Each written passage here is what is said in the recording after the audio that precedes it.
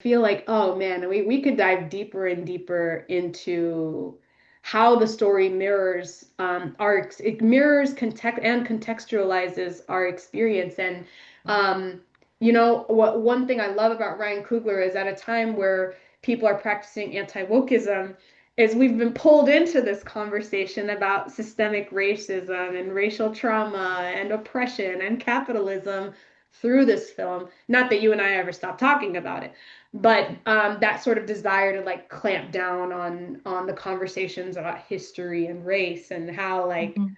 the lid is completely blown off.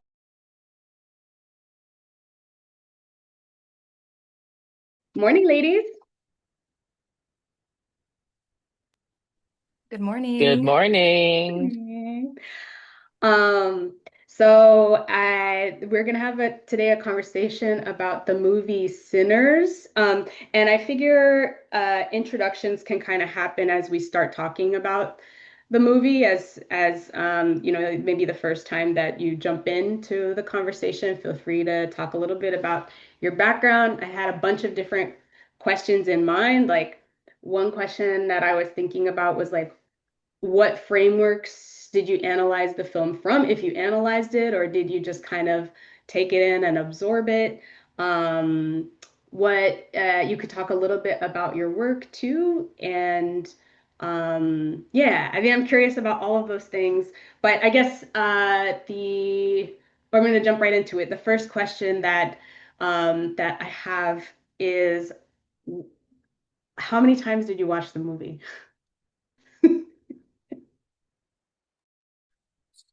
I can go first. Hi, I'm Dr. Pia Brackle, and I'm a licensed therapist. And I saw it twice in the movies, at the movies, in the cinema, and then I've seen it twice at home because I bought it as soon as it got released on Apple TV, and so I guess four times total and counting. I might even watch it tonight.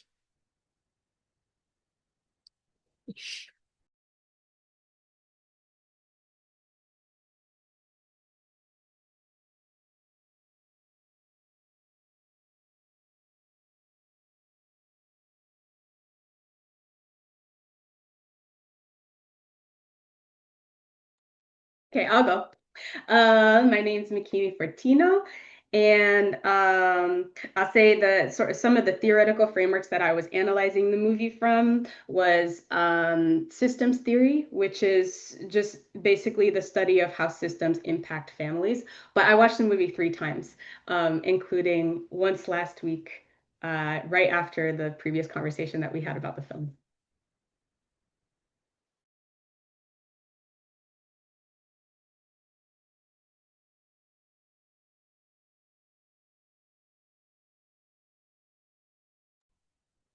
I can go. I'm realizing I don't have an elevator pitch. Um, but my name is Shayna. I use she, her pronouns, and I Okay, I'll go. My name's Makini Fortino, and I'll say the sort of some of the theoretical frameworks that I was analyzing the movie from was systems theory, which is just basically the study of how systems impact families. But I watched the movie three times, including once last week, right after the previous conversation that we had about the film. my name is Shayna. I use she, her pronouns, and I right now, I guess by trade, I'm a social worker in general. And have worn many different hats. I spent about 10 years doing crisis work with survivors of domestic violence. So um, I'm really passionate about offering support through a community-centered lens, and really value a peer-to-peer approach to this kind of work. So I guess that's a caveat I like to say when I like overarching and like I'm a social worker. Um, but right now I work with McKinney at DMHS as a clinical director. Um, and I watched the movie twice in theaters. I don't know that I have a theoretical framework that I can pin down that I was looking at it with. But I will say that the first time, I think that there was a more analytical lens, trying to figure out what's going on, what's the dynamic between the people, what's the character, what's the character arc? And then I also was finding myself going, who's to blame here? Especially from like a power perspective and a racialized perspective. And then the second time around, I watched it differently. I think I felt uh, a lot of grief there's just a lot of grief there. Um, and then I was like, oh, this actually would have happened. I don't know that anybody could have prevented this. This feels a little futile. So, um, yeah, that's, I'll stop there for now.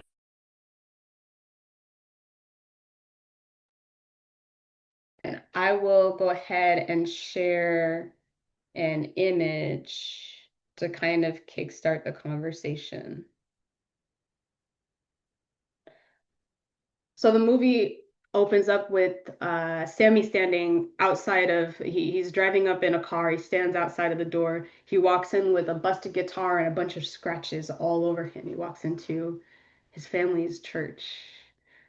Um, when that scene opens up, what are you kind of feeling and thinking? And I think they were very intentional too with saying, 1932 Clarksdale, Mississippi, because that jumped out at me immediately as the scene opens. So I'm curious, as you're observing it, what are you kind of thinking and feeling?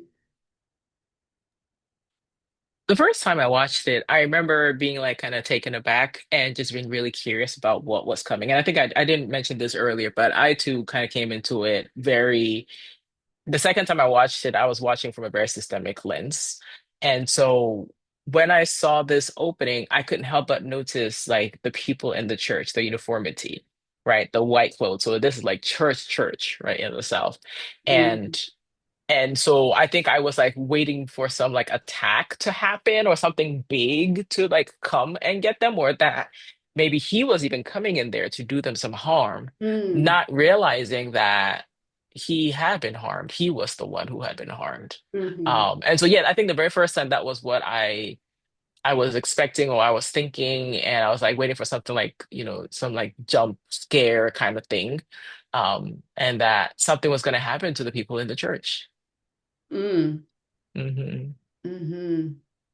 Yeah, I wasn't really prepared for anything. I just remember seeing advertisements with vampires. Wasn't very interested.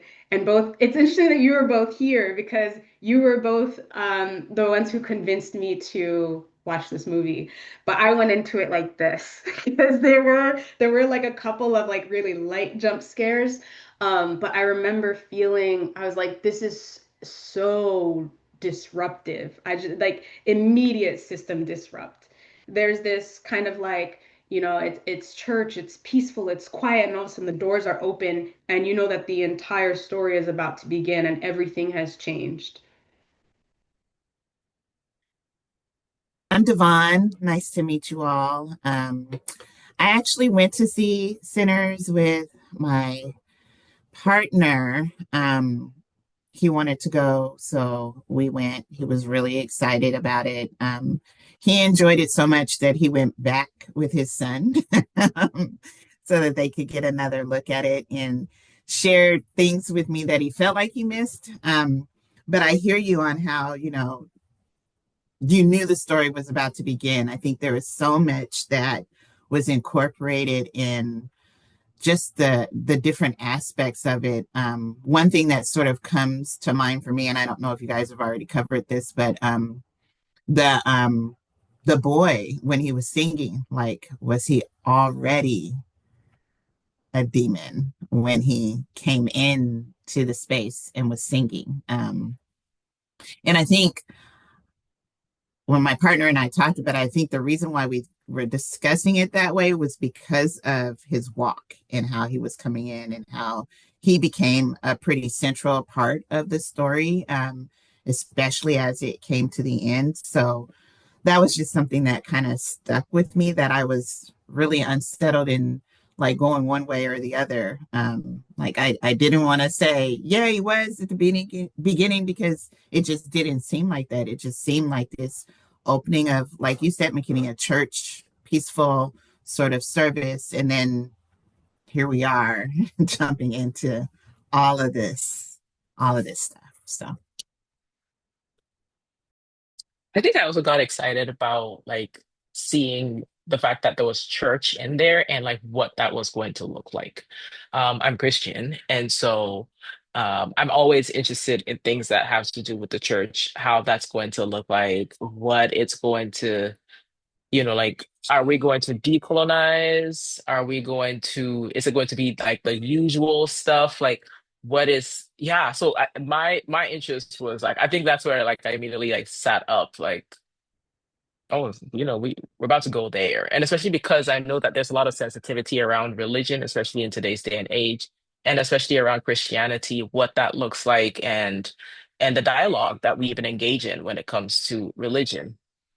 And so I was very intrigued. And I think that it was a perfect overlay for where the story was going to. And like you, McKinney, I didn't go into this. I don't think I'd even like really seen the preview outside of maybe like a picture of Michael B. Jordan. And so yeah, I went into it like I didn't know it was about vampires. I didn't know like anything. I went in really, really blank, and I'm glad I did. I think it enhanced the experience for me. if I can just maybe feed off of some of what you just shared, Dr. Phoebe, I had seen a couple of previews. My partner and I have been trying to find a date night opportunity. I had these movie tickets that we were trying to use. I forgot them when we went, but he took them and used them with his trip with his son. So they got used, which was great. But I hear you about, the whole church setting. I will say, when I saw the previews and my first impression was, I don't want to see that. I don't want to see people belittling us. I don't want to see the negativity that comes from this race dynamic that I had interpreted from what I saw in those previews, because it was just these little snippets. I had no idea it was about vampires in the beginning. Really just thought it was another racially charged film about the differences between white and blacks, and that I was not interested in.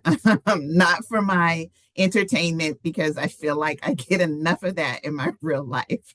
That's what I was really looking at. But I mentioned this was a date night opportunity for us, and I have a former colleague who I see regularly who knows my partner is always asking, if we've done anything, if I've seen him or whatever. And I say, yeah, we had a date night. We went to see Sinners. And she said, oh my God. And she's a very religious person, considered like a mother in the church. And so to her, it was just like, blasphemy. How dare you? And I was just like, it was a movie. So I can see, how some people maybe just were like really turned off, just even by the title, like, because I don't think she had seen anything about it, but she was like, sinners, how dare you? And I was like, but it was our date night. So here we go. You know what's interesting as you bring that up? I'm realizing that I haven't really entertained any dialogue or like heard anything from Christians who have had issues with it. So I don't know if you can maybe like share some insight on that. Because everything that I've watched or paid attention to has been like raving like reviews and people who have enjoyed it and things like that. And so yeah, I don't know what you all have heard, if anything. I've seen, I would say, social media adjacent. Like I just scroll when I see it, but a lot of people saying it's demon worship. And Devon, you can definitely elaborate more on it, but yeah, a lot of like people saying it's demon worship. I definitely got the same reaction from a couple of people when I mentioned it. It's like, oh, you went to see that movie. And I'm like, it was a good movie. I don't know what you, but I think, I mean, I think some of the imagery, even in the previews, I had a similar reaction at first. I'm like, oh, it's another Black trauma movie. I don't know if I'm ready to. The work is heavy enough, I don't know if I want to do some extra lifting while watching it. I'm really glad that I did, but I think it probably um, it might have set a few people off, just the idea, just the name of it. And that was my impression. It was just the name. Like, I don't know that this former colleague had seen any previews or heard anything about it. I just said the name, and that's what reaction I pulled from her by saying it. So, and we didn't dialogue about like why I went or anything. It was more about like, well, it was a date night, and I kind of circled back to the fact that it was me and my partner. We went, this is what we did, like don't judge me on what we do with our time because it wasn't really necessarily for that. But I can see how people might just be turned off just by the name alone. And I think another intriguing part of it was Michael B. Jordan playing twins, right? Seeing those two aspects, which was kind of neat. I mean, Ryan was pretty cool in how he set all of that up and made the imagery and all of that come together. So I really, really did appreciate that piece. But yeah, other than that, I didn't hear anything about the religious connection to it. So Yeah, I mean, there's a part of me that wants to spend more time on Sammy, but I think conversations about Sammy will just kind of get weaved into everything. But I think you mentioning the twins feels like a really good opportunity to kind of dive into some of the other imagery that was coming up in the film. The introduction completely blew me away. I don't know what I was expecting because the poster made it obvious, but when I actually saw that shot in film of both of them being revealed and how they kind of interact with each other and how completely different they are.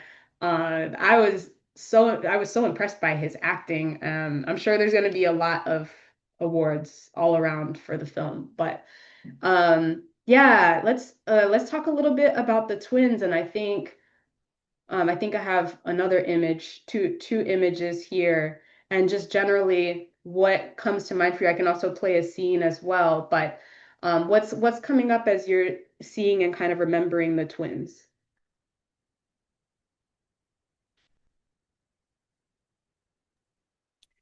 Well, I have some thoughts about the use of color throughout the film. It's something that I noticed the second time around, and I was processing that scene in the church and looking at the image of just so much whiteness. It was just this like eggshell white walls. Everybody's wearing the same outfit. And I was curious about how that was pointing to a kind of like presence of whiteness and how much whiteness was in the room at any given time. And I want to be mindful because I don't have connections to the church. I'm not Christian. Um, and I grew up in a pretty conservative white area. And so my concept of Christianity is, yeah, tied to whiteness, or at least that was my introduction and interaction. And it was kind of negative, but that's a whole different vibe. But yeah, looking at this, there's just kind of I was trying to remember what I was thinking when Sammy first comes in, and I couldn't tell at first that the preacher, that was his dad, because it felt like a muted reaction. He's bleeding, he's in pain, he looks like he's been in danger, and there's such a containment. And I was curious about the role of containment and assimilation almost as a kind of survival, that requires a kind of absence, and in one way feels protective, in another way nobody's really seeing Sammy. So that felt notable to me. And then with the twins, um, which one? I think it's Stack, who always wears red, and I think it's Smoke, who's always in blue. And I don't really have I'd be curious about other people's thoughts on like color theory in the movie, knowing that like film typically they're not choosing colors for no reason. Did anyone else notice the color schemes? I'll say it was something that I watched a few analysis videos, and somebody had pointed out the overuse of red, white, and blue in the film, and how like the fabric, literal fabric of America is oppressing every. Not that that's I'll say that's my takeaway. They were talking about just the color use, but I was like, oh my God, the fabric of America is oppressing everyone in the film. It impacts every single person in the film. And I'm jumping around, but there's that scene with Cornbread. I know it kind of opens up with Sammy getting his work done and telling his dad, I'm gonna go have some fun. But the scene with Cornbread, I feel like it was a wider shot of the plantation. And I was like, that's the fabric that we're also wearing. They're continuing to pick that 100 years after slavery ended. I'm just like, for me, I was so that's kind of where my mind went when the colors were pointed out. And yeah, I think the other thing that I observed was how different he looked from everyone else. I mean, obviously, he had just gone through some shit, but like how intentionally the contrast between his like dark his clothing that would have looked like theirs, but now it looks completely different. He's covered in blood. He looks very everything is very dark. Then they're bathed in light, but they all kind of look muted in that scene. I also look at the contrast of red and blue, with red being fiery and hot and sharp and adventurous and out there and not easy to contain or handle. And I look at blue as a color of calm, level-headedness, um, peace, quiet, um, cool, like a coolness, right? And so I think that perhaps in itself was also like a reminder of the personalities that we were dealing with in the twins as well. And even when you look at like this photo and the looks on their faces, right, there's a seriousness and still like a coolness and an attentiveness on one end, and you also see Stack just, just rolling the cigarette, whatever it is that he's rolling over there. This is probably one of my favorite shots in the movie. Like if somebody painted this, I would probably like buy it and hang it up in my room. It's a beautiful shot. Hmm. How Smoke is so focused. He knows they're Hmm. about to meet with they're both suspect it's a KKK member. And he is so focused, and Stack is just like in his own little world, rolling up that cigarette, knowing that he's gonna be looked after. And going back and watching the film a third time, there's a moment at the end where Smoke is like, I couldn't protect my brother, and he's like, you don't have to apologize. So they're saying this as they're fighting each other. He's like, you don't have to apologize for not protecting me. I'm good, or I'll be fine, or something like that. How their entire lives, Smoke was always kind of paying attention to everything, and Stack is paying attention to whatever is in front of him. Because I think, Shayna, you and I were talking about like older sibling, younger sibling sort of thing. Like the younger sibling gets to kind of be in their own little world while the older sibling is focused on safety and protection and guidance. I'm curious, because their names are Elijah and Elias, Dr. Phoebe. I'm wondering uh, if you're comfortable sharing. If not, I'm gonna make the assumption that you know a little bit about them, and if you wanted to share anything about them. I know that they're uh, biblically they're both prophets, but I don't know much more than that.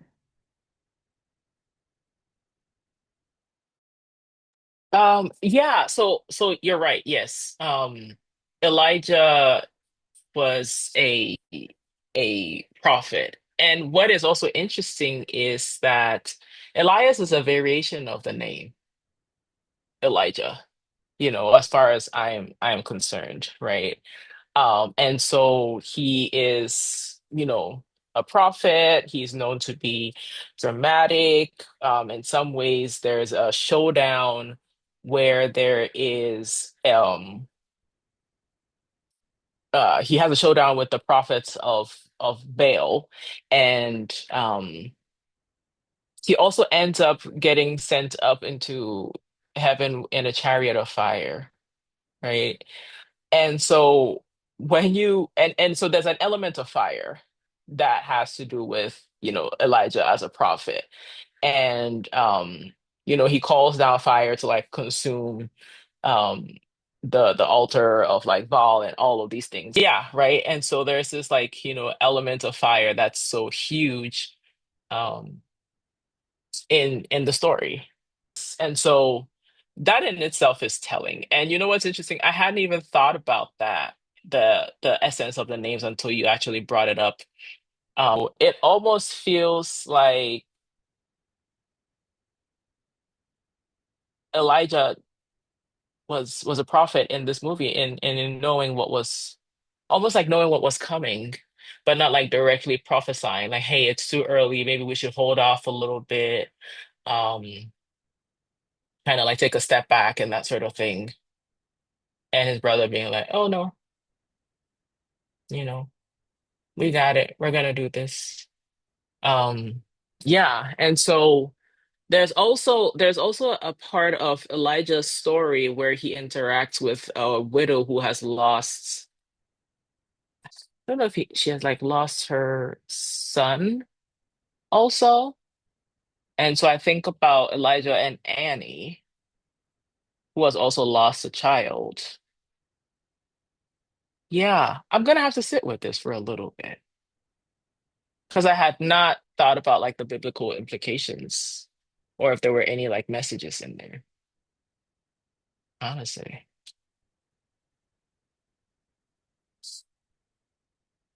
So I hope that context helps.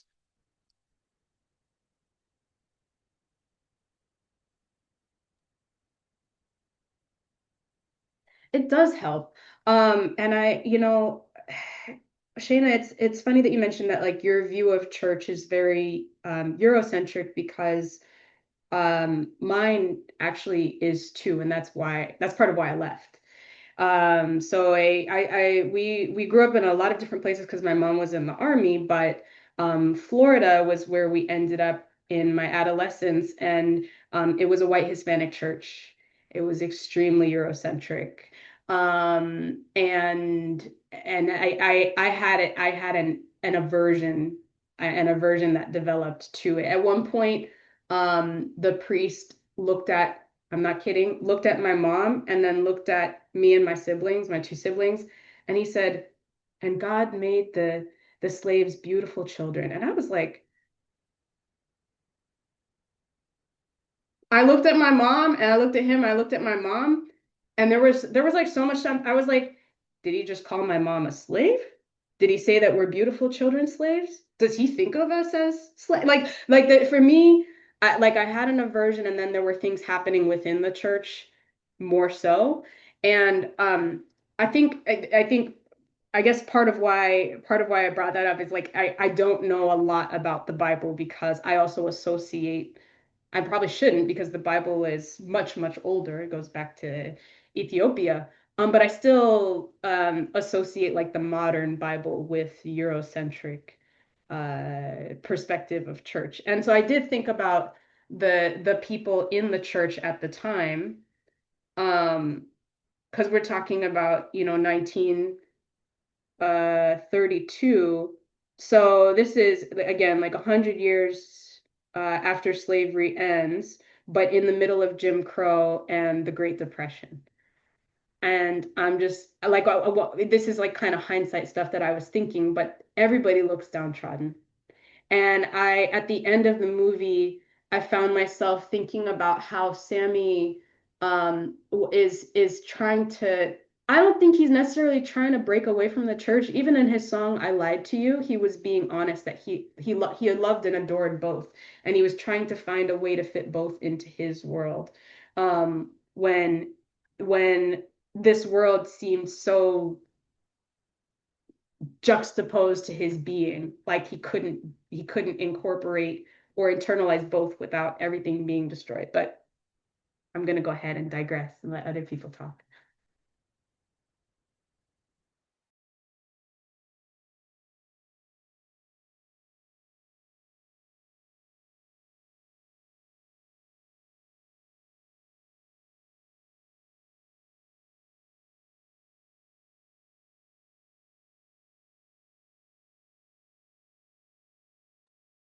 And it also kind of reminds me of, I think, I don't know if this is maybe something that I thought about, but there's parts of the Bible that talk about you cannot serve two masters. And I think that his father may have brought that up also, and how like you he's expected to like give one up, and how like when he walks into the church, like there's no joy in there. And I think that Christianity has in some ways like brought up or highlighted this idea of like constant suffering, forgetting that there's always room for joy.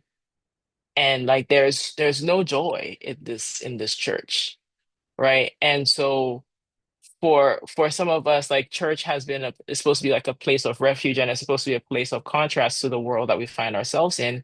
And so if it's the Great Depression and things are going on really like hard out there, my hope is that I come to church and find some joy. But we don't experience that in there, right? And I think about how like music could have done that for this church, how music could have brought some joy to these people, but that in itself was not allowed because there's so much focus on long suffering. And that is honestly something that I'm learning to like even push back on as I, you know, deconstruct my beliefs as a Christian too, and like, work on a decolonial lens that integrates like all of the parts of myself too. Um, this is such a great example of that. Right? You're supposed to like leave these things that actually mean something to you outside and not figure out how to like exist with all of it, you know?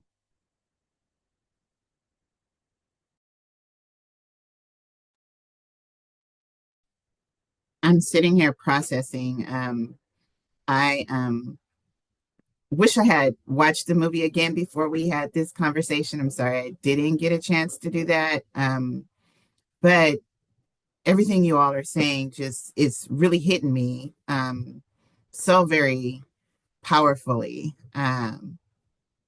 Especially when we think about this idea of church, looking at that scene and maybe even going back to the bit of conversation we had around the colors. Like when I see the people there, and let me say this, I was not, I was baptized into a Catholic church when I was about 11 or so years, well, no, sorry, 8 years old. So it wasn't like my birth upbringing, but it is all that I've known as far as church goes. But I have a cousin who's Pentecostal, and whenever I've gone to visit her church, like I've noticed certain things about the way people sit and the way they dress. And so when I saw this scene of all these people in white, it reminded me of my cousin's church, but not my own church experience, because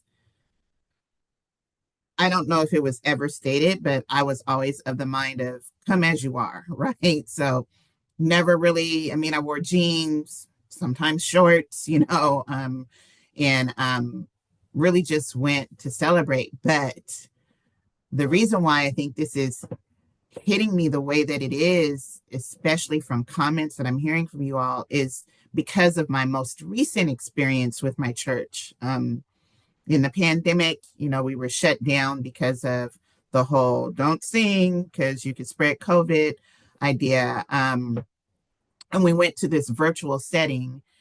And then the Archbishop or the Archdiocese in Seattle took our church building away from us, stated they did so because nobody was coming to church without recognizing that we were in a pandemic. And the reason why we started having our virtual church services is because one of our church members was working in a grocery store, caught COVID, and died.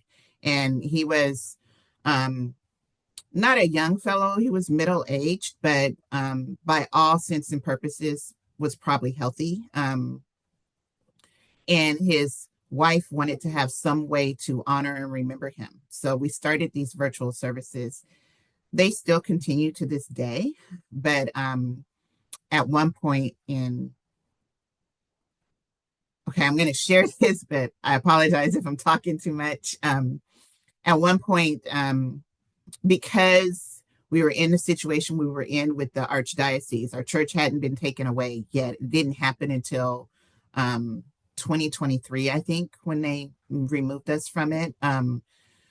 But we didn't have a priest who would come to our church services because the priest that was assigned to our church didn't believe that that was an appropriate way for us to be celebrating Mass, and was really trying to encourage people to come and be in person, even though there were restrictions around that. And so it's this rock and a hard place type of situation that we were in. And because we were doing the service on our own, we took turns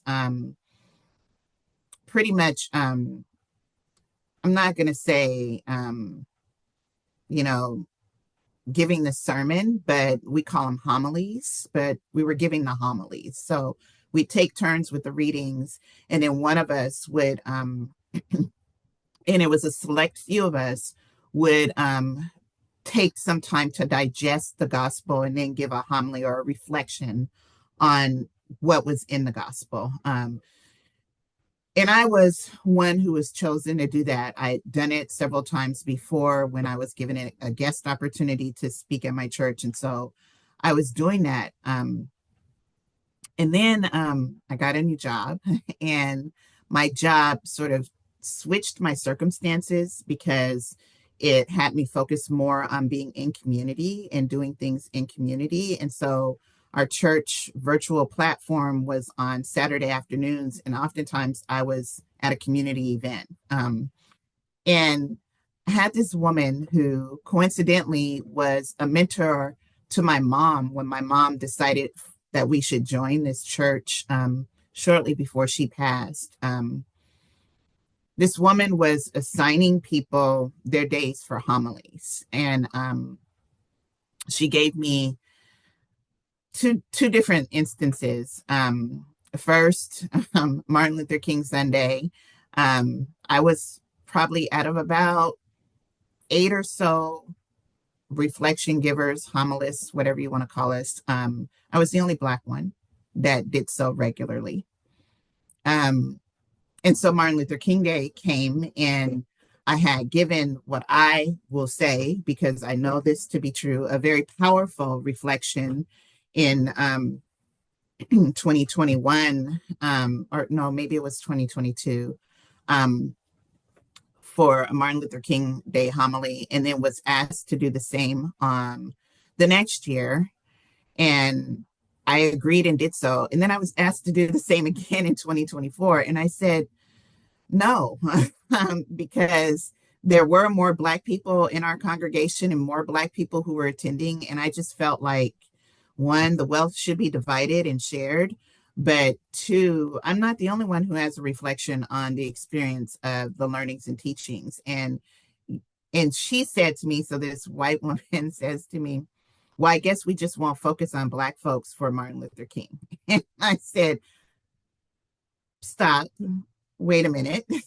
That's not what we're doing here. I'm asking you to take a step further with your commitment to being the scheduler and seek out additional opportunities to lift up other people who may think that they don't have a voice, because these 8 of us are always circulating with the homilies, because I think that there is reflections and learnings from within our community that could be shared if others have the opportunity and maybe they don't know that that exists for them.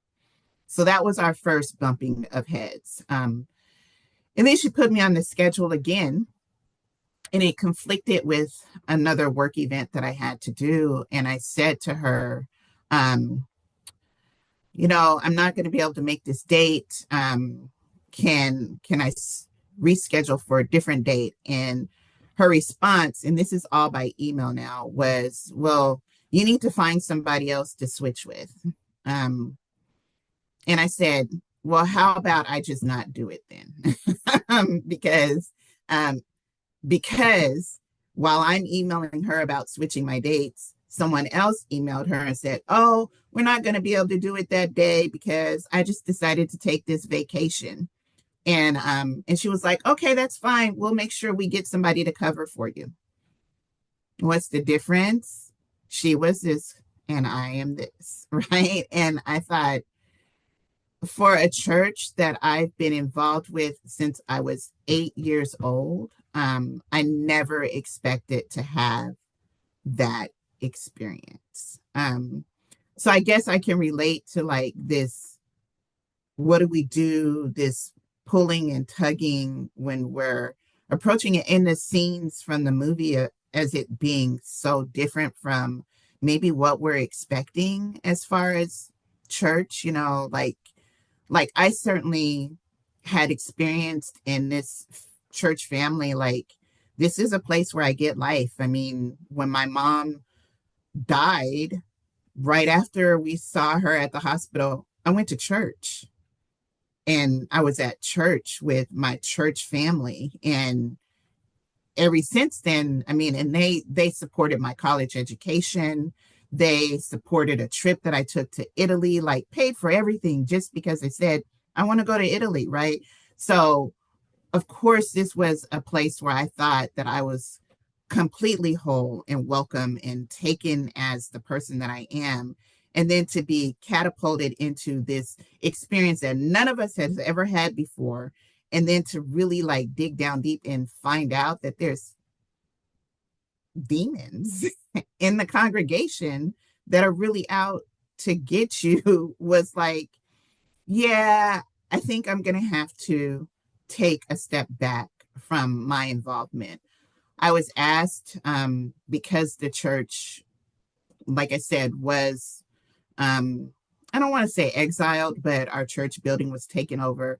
Really, in my opinion, it's because the archdiocese saw it sitting on some prime property. It's in the central area of Seattle. And I think they thought we could get a lot of money if we sell this. And they're struggling because, of all of the abuse, lawsuits, and everything that has happened. I think it was just, I feel like them taking the church was just a money grab.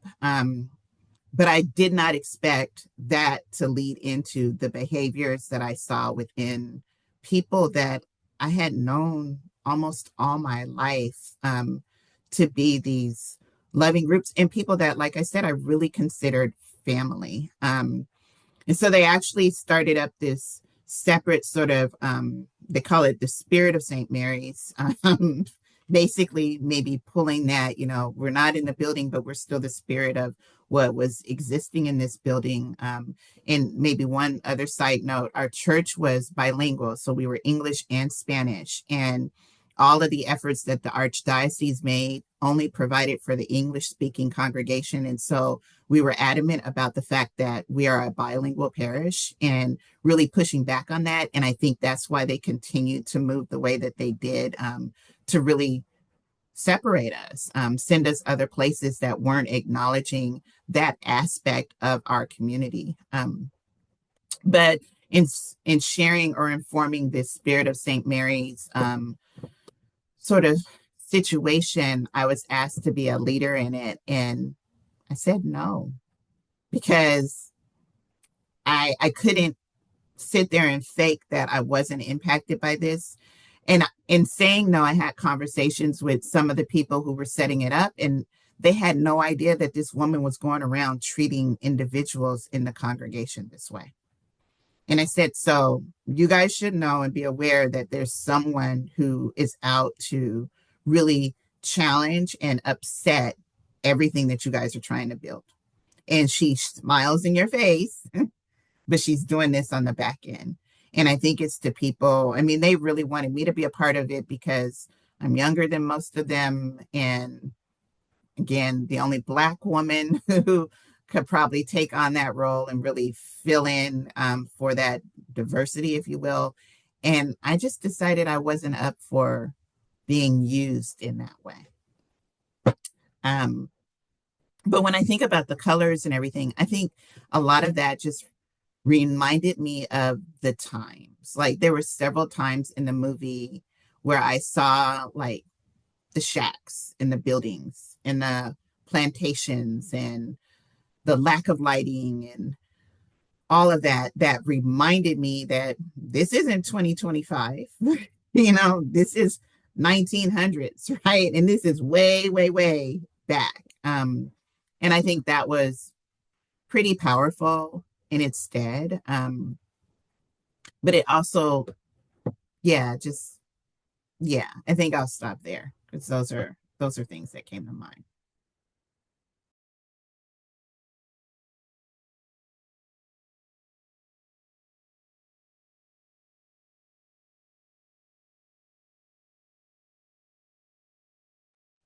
I think I'm sitting with the recognition and reflection of how our perceptions of church and also our interactions with church are reflected in the film explicitly. Um, and in some ways, I'm thinking about how you were like, I will not be used like that. Because to me, I'm like, maybe I'm jumping to conclusions, but I'm like, what would the message be if she was able to do that to congregation members? And yeah, so yeah, I think I'm just kind of sitting with that for a minute.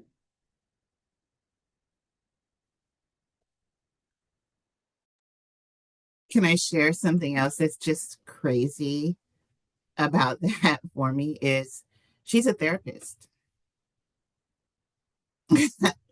right? So she's a therapist, a practicing therapist. and and like I said, someone that I've had a really long history with. So I never expected any of that from her. And I think feel like I feel like she did that to me because she felt like she could, because it was evident that she wasn't in the email chain that I saw, that she wasn't doing it to others. And it just made me realize then that I'm not seen as the adult that I've become, but the child that I was. And I felt like she thought that she had to treat me like the child that I was. So I think she thought, I'm going to tell this woman to do this and she will do it. I mean, when I told her one day, the last time she scheduled me, I said, well, I'm working that day. She said to me, well, it seems like you prioritize your work over church. And I said, I prioritize my well being over this interaction with you. Because if I'm going to work, it's because I'm taking care of everything that I am surrounded by. I'm able to pay my bills because I have a job. And these are duties that come with that. It's not because I'm neglecting the church or I don't feel passionate about the church, but this interaction with you will not be tolerated. And it will definitely have me step away. And I stepped away. I don't go anymore. And she had reached out once and said to me, I think you sound very angry with me.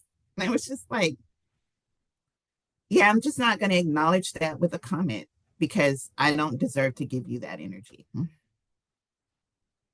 She's a piece of work.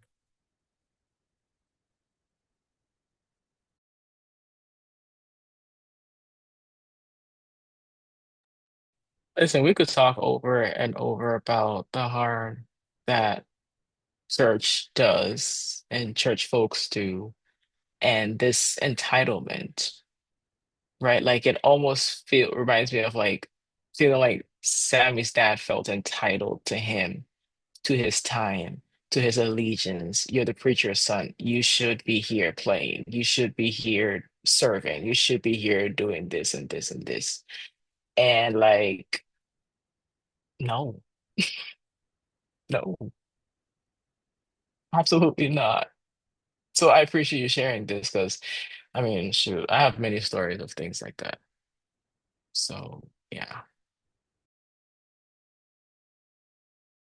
I think there's a whole theme about like what choosing your own path, what choosing what feels like a more peaceful path, or maybe not peaceful, more values aligned thing can do to yourself and to a community. Not that you're doing anything to the community, you're protecting your peace, but how people in power could attempt to manipulate that. Oh, you're separating from us. You're breaking up the family. You're breaking up the church. How could you do this to our system? I think I'm gonna do a pivot. 1 second. I hope it works.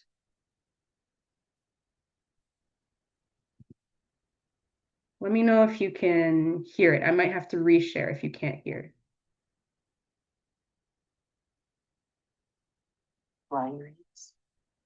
Can you hear that? Yeah. You can. Yeah. Okay. Or you won't remember.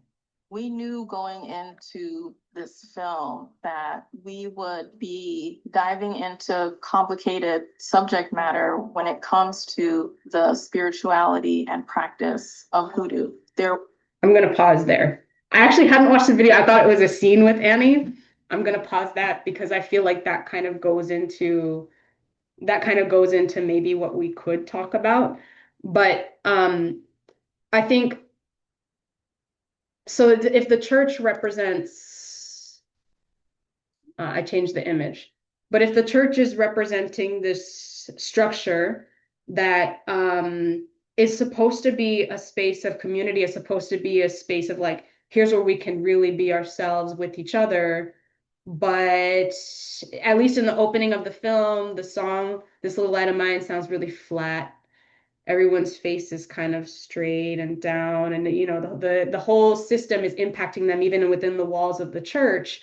You have this completely different image and experience with Annie. I think there's this warmth, but there's also an isolation. And um and I think, Devon, you were kind of touching on, maybe you would describe it as isolation, maybe you wouldn't, but like what kind of separating from that structure could look like to somebody looking from the outside.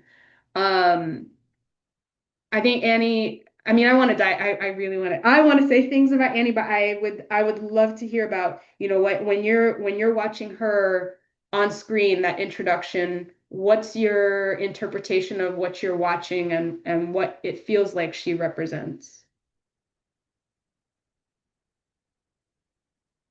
And that question's to everybody.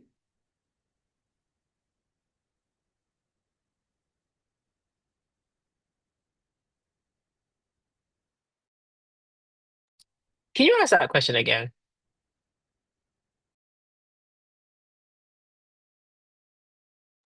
Yeah, that was a sleep-deprived run-on sentence. So we're having a conversation about how the church in this particular story is kind of, it's representing a few things. It's representing the impact of racism on Black people attempting to be a collective, like outside of the church, but the church is white, the clothes are white, the clothes were made by them, the cotton was picked by them. So there's this whole oppressive system structure that impacts how, sorry, crows are having a party outside. That impacts how community interacts with each other, even how father and son interact with each other. And then you have this completely different experience the moment Annie is introduced to the film. And so my question is just interpretations on what Annie represents, and your kind of what's the word that I'm the impression that you had kind of watching her on screen, like just her introducing herself and different things that she represents. I find it interesting that when we're introduced to her, we get to see the representation of her spirituality. In the sense that we see the candles, we see the sage, we see all of the different things. And in the church, we don't necessarily see that.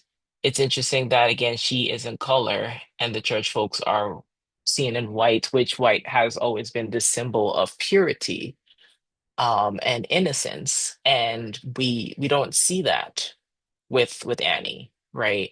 And there's also like this, what do I want to call it? Like solitary, right? She is not surrounded with community. There aren't others around her. And so she's showing up alone in many different ways. And yeah, and so there's also this like darkness around her compared to how we were introduced in the at the church, you know. Um, I love Danny. I think she represents a kind of aliveness, and I thought it was interesting. Also, correct me if I'm wrong, or actually, so that I'm on the same page about hoodoo. My understanding of hoodoo is that it's a evolution of voodoo, yeah, that survived under when I went to New Orleans, I learned about Marie Laveau and how she was able to kind of keep tradition alive by saying, oh, this is Catholicism, but actually it was, practices that she had kept alive and kept alive and kept alive. And she had people thinking that she was immortal because she had named all her daughters the same name. Um, Very cool. But that's correct, right? The the origins of hoodoo. It was weird how the church and hoodoo kind of interact a little bit with each other because Yeah. Black church in the South is there are a lot of practices where it's like there's Afro spirituality kind of embedded into like the fabrics that are used or the color choices or what clothes are worn. But yeah, hoodoo is it is a form of Afro spirituality generally. Yeah. Cool. Yeah, because I was reflecting on the juxtaposition between her and the church and that connection still being there and both of those things being a form of survival. But also Annie really seems like the only one in the whole movie who knew it was up the entire time. She felt really grounded. She felt really connected in a different way. Um, and well, I don't want to jump ahead, but I have some thoughts about, how she even had agency about the way that she died. Um, I think it's okay. I think it's okay to jump ahead. I think the conversation is kind of interpreted from like professional personal experience and like what our knowledge is of the history or practices, and not necessarily going in a linear storytelling way. You're perfectly fine jumping ahead. okay. Well, please feel free to jump in also, because Tracy had made a comment also about how she was trying to make the connection between when she had thrown the bones and wondering what the significance of that was. Um, yeah, I don't know what my questions are anymore. The ADHD brain is strong today. Um, but I'm reflecting on how she was just like, your soul is trapped here if you're killed by, or if you become a vampire, you can't leave. You're like stuck, trapped. And then I was thinking about the other analogy to containment earlier.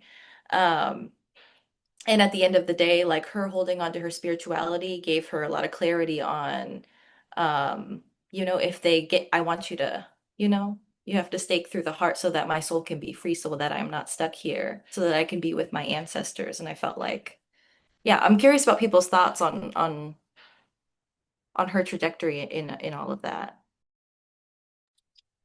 Well, before I even explore that, I wanted to kind of go back to the question. I too don't practice hoodoo or voodoo, but my understanding of the difference between the two is voodoo in itself is a religion, and it's a religion with systems, and it originated in West Africa, the people of Benin, the Ewe, and made its way across the ocean.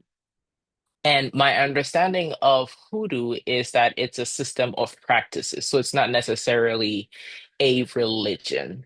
And hoodoo focuses on something, right? And so I think even in this, Annie's focus is, the protection of the twins, especially Elijah. And so I wonder if there's even some significance there, and them using or focusing on the term hoodoo rather than voodoo. And also, like, when I think about voodoo, it's a communal kind of like religious format. So like the rites, the rituals, like all of those things happens in a community. It happens with, like, folks get gathering to do this, but everything that we see is only with Annie, which would make sense for it to again go back to um, or lean more towards hoodoo rather than voodoo. Um, and so I just wanted to kind of answer that. I hope that that gives some clarity. Yeah, I think that's a great explanation. And when you were talking, when you mentioned voodoo, I was like community, community, religion, community. And I think they very intentionally decided that she would have an isolative experience, but that she to me, I'm like, this is also Sammy's future. So she is demonstrating what it's like to move authentically on her own independently. She's got her own place, she has her own store, she chooses the currency that she works with. And she Mhm. is wearing blue, so the red, white, and blue, the color scheme, but she is always surrounded by like orange or green. Unlike the other characters where throughout the film there are specific colors that kind of get attached to the characters, she gets like more open spaces. Yes, sometimes darker spaces, but more open spaces that are hers. And there's a whole lot of green around her. And I think hoodoo, some people refer to it as root work. And I think the choice of having her in like a forested green area also kind of aligns with that as well. Like, this is a person who works with nature, who lives in nature, that is her environment, is a comfortable space. And she never teaches this to Sammy, but there's a message about authenticity and what authenticity can lead to in terms of interacting with or without community.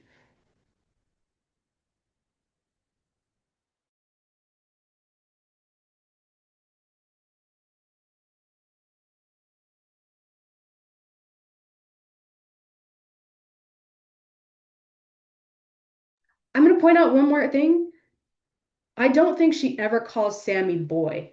So there's a scene where the twins are they're being sold the slaughterhouse by the KKK member, and he calls them boy, and they're like, ain't no boy here.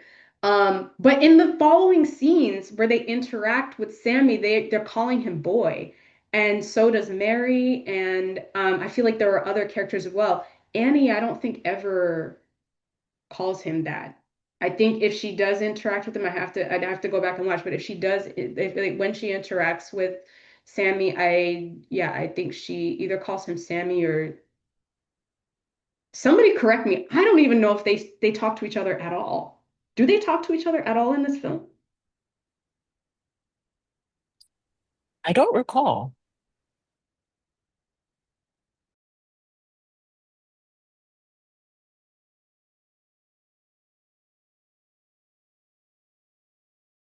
I don't think she would have called him boy. I think she called everybody by their name, even Cornbread, when Cornbread was insulting her, when he's like trying to get invited after he gets turned. I think she calls people by their name. So she's not really, not to say she's not impacted by the system or by racism, but even the choice of calling people by their name, regardless of what kind of interaction she's having, to me is like very anti-oppressive, very like anti-racist in nature. Like in her, it's like you are a human being regardless of what we're saying to each other. So I'm going to have to drop off. I do really appreciate the opportunity to meet the two of you and to be with you in space. McKinney, since I've canceled two of our meetings so far, but it's been really great to have this conversation with you. And I, again, apologize that I have to drop off. I have to go take care of something for my boss. But I just want to say, the question about Annie, I don't know why, but for some reason, the word healer is just sitting with me when I think of her. Healer and protector. And that's really what I think of when I think of Annie in that role. And maybe even because the first introduction was when one of them walked up to her and she was doing what she does. I feel like that was the role that she played for a lot of folks. Which is sort of fitting for Black women in those times, right? Yeah. Thank you for this time with you. And I'm Oh, sorry that I have to leave, but no, don't apologize at yeah, all. It was so yeah. good to have you in this space, and thank you for bringing yourself and feeling safe enough to tell us some of your experience. And just, yeah, thank you for being here. And Devon didn't talk about like how amazing she is. She works in public health, and she does a lot of community work. She is always sharing events that are going on, but also hosting like Black centered, Black healing, Black community events. Hmm. Do not talk yourself up enough, but you do so much good work. Thank you. Yeah, it's hard to do that, but I appreciate you. I appreciate all of you. It's been a pleasure. Have a great weekend. I'm praying for some sun because it's cold in my house. That's why I have my robe on. Hopefully there'll be another time and I'll get to chat more with you all. Take care now. Bye. Okay, so Phoebe, you also have to go, Dr. Phoebe. So, are there any particular characters, scenes, or themes that stand out for you that you're like, this is what I would want to talk about in the last 5 minutes? I think we touched a little bit on like the conversations that Black folks and Asian folks are having about this movie and how different it is, and how different it is from like the masses. Um, and I think that one of the things that struck me is the community that existed between the two groups, right, in this movie. Um, Mm-hmm. and what was the name of the wife? Remind me the name. Grace. Grace. And how like when it came to time to think about the collective, Grace failed to do that. Mm-hmm. Mm-hmm. Right. And so I don't know what you all's thoughts were around that, or like if you had that observation, or what your interpretation of her inviting them in at that point, like what that meant. Because it felt like she lost sight of the mission almost. Mm-hmm. Mm-hmm. I feel like Shayna, yeah, feel free. Yeah, I mean, it sounds like you've watched this movie so many times, so I feel like you have a fresh perspective on it. Did your perception of Grace ever shift from each watch, or does it stay consistent? Um, it definitely shifted, It- right? Because the first time I watched it, it didn't click to me that her yelling was what gave them the invitation, right? oh, Yeah, the first time it didn't hit me. And then the second time I watched it, by myself in the at the movies, and I was like, oh no, like this is what she said, and this is what like brought people in.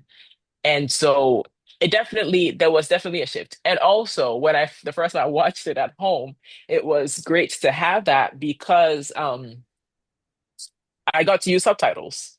And so I actually got a more like in-depth like some like insight on what was going on for them. So yeah, I feel like it shifted.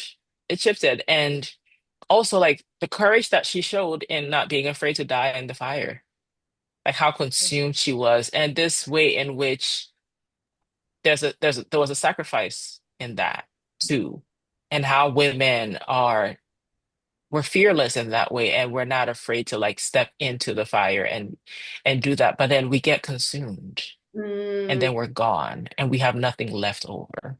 mhm. So it's just like it's a I don't know, like a myriad of like different emotions that I have about her and her role in the movie as well. Yeah, Yeah. Do you have something to say, McKinney? I do. Yeah. So this is systems theory. I'm thinking about how Asian people were probably exposed to at some point lynchings. They were exposed to or witnessing the violence that was occurring from white people towards black people and having to navigate both worlds by serving both groups of people. And I'm thinking about how the one the potential the secondary trauma that they might have observed, feeling like they're in this system that they can't change and they have to actually serve the people who are causing the harm. I'm thinking about that. I'm thinking about I don't want to get any trouble. I don't want to get in trouble. I don't want to be black people. I don't want to be maybe not maybe not I don't want to be black people, but I don't want to be persecuted. And I think that that desire to not be that survival instinct to not be the thing that ends up being persecuted is what tells her what informs her to say, Bo, go get the car. This is not our fight. Bo, go get the car. Because we can become like them. And in this case, it's not the KKK, it's vampires, but what do the vampires represent? They represent the system. They do represent racism. They represent colonialism. And she's like, not us. I don't want that to happen to us. So I feel like when that was coming out of her mouth, she was also speaking about an entire group of people that saw the violence, knew that they had to navigate it and figure out how to stay alive and out of it. But Shayna, let me know what your thoughts are. Phoebe, I know that you have to go. But Shayna, I'm so curious about what your thoughts are because I want to know too if I'm even interpreting this right. Yeah, I mean, I think that what both of you have shared is really sharp and relevant, and I think that her role in the movie really does a nuanced, complex job of demonstrating the way that Asian people are kind of situated in this middle place to choose one or the other, and also the ways in which there's kind of alluring. I'm like when I'm thinking metaphorically, I'm thinking of the ways that the system is constantly luring Asian people into, well, if you can be like, if you lean into us, then you're gonna be okay. If you're just not like that, then you can be fine, which is not true, which, like that's never saved anybody, aligning with white supremacy has never saved anybody, which I also think that this movie is about. Because at the end of the day, like, people acquire power in this movie by aligning with white violence because that's the only way to get it, and that ends up becoming futile. Um, but I will say that the first time I watched it, I felt enraged with Grace, at first. I was like, ah, like she's like, no, like this is supposed to be a solidarity moment. What is wrong with you? Like you're thinking about yourself and your family. But I also think that she teeter-totters because the second time around I was listening to something else because once she was finally there and they got her husband or whatever, Bo, And that dude Remick comes up and is speaking Chinese, which Tracy illuminated that it was a very specific dialect of Chinese, and then was sexualizing her through it. And Tracy had mentioned, like, oh, this is a way that she was like, oh, you don't get to actually consume our culture and you don't get to have it and you don't get to be it because once you're a vampire, everyone is part of this shared collective that he gets to hold. But I was also hearing that she was like, what are we supposed to do? If we don't do anything, they're gonna kill the whole town. And we're just gonna what, wake up in the morning and they're still gonna be here and we're gonna be in a place full of vampires? Or like, or like do we choose to fight right now? Like those were the options that were then available at that time, even though she was just about to peace out like 2 seconds ago. Like, she was doing this thing, which is what she started doing at the beginning of the movie too. Her daughter sending her daughter across the street to the white store and then back. They're doing this thing. Um, so I could go on and on actually about her role in the movie and how well they played. The nuance was really strong. It's not just one or the other, good or bad, you're here or you're not. It's actually like watching the Hmm. tussle of that and how actually there's impossible choices everyone is made to Hmm. make in a Yeah. system of violence that at the end of the day is there for their demise? Yeah. So, This movie made it really hard to like hate any of the characters. Like mm, I can't necessarily like point to like a villain per se. I think the only people that it was easy to hate or very clear to hate was like the KKK, right, in there. Right? Because I feel like everybody had such complexity to them. And and I think that's what makes a movie so beautiful, right? Because we didn't leave with like, oh, this is the bad guy or this whatever. Everything that everyone was doing made sense, which is kind of one of the things I was talking to my class about yesterday when I was teaching about this idea of like maybe it wasn't my class. I don't know. I was talking to somebody. But the idea of like healthy strivings, where everybody has a reason that in their minds is positive for the things that they're doing, right? Whether it's, Sammy's dad wanting him to follow in his footsteps because he's thinking about his legacy, right? Or it's Sammy wanting his freedom and wanting to like, explore his own creativity. It's like everyone has some healthy strivings to every single thing that we're seeing in there. And it's so beautiful. Like I don't know of any other movies that I've watched that have had me like thinking this deeply and honoring everybody's story in a different way and like also watching it so much like over and over again to be able to like understand. So like even after this conversation, I'm going to watch it again and it's going to be a different thing. And of course I'm gonna have my subtitles on too because like that is a must for me, right? And so yeah, this has been a beautiful conversation. I wish I could stay and like talk some more because there's so many other things that I wish I could get into, but this has been great. I appreciate you inviting me to be a part of this. This has been wonderful. Well, I'm so glad that you were able to be a part of it too. I mean, anytime I'm able to be around you, near you, I'm happy. But also I really have enjoyed some of your thoughts and stories in the conversation. Yeah, so thank you for being Yeah. here, Dr. Phoebe. Thank you and lovely meeting you too, Shaina. And I will see you all later. it's great to meet you. You're talking about church and going to a church in Mississippi. Yeah, yeah. I was remembering in real time, oh, I've actually been to churches in Mississippi, in Biloxi, which is like Bible Belt. My dad married into a really Christian family, white Christian family, and yeah. I was 5 and then I was 7, so my memories are a little scattered, Mhm. but I'll randomly just have memories of them taking me to church. When I was 5, I remember that they left me in some Sunday school daycare, and I remember looking at all of these like blonde children and then this lady that I don't know what she was talking about. I remember being confused. And it's because I mean I grew up not in a religious home.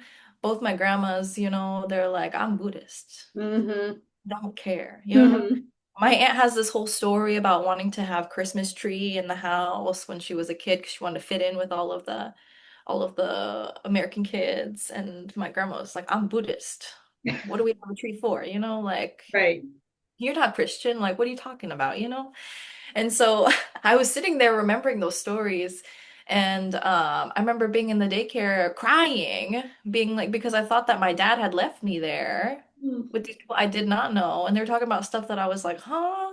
Yeah. And, and then they also took me to church. And I remember, I mean, I have ADHD. So I was just like, I'm bored. I don't know what's going on. But also, people are very weirdly quiet. The songs are weirdly boring. Hmm. And they're Hmm. very, I think I said, oh my God, a couple times. I remember being wiggly.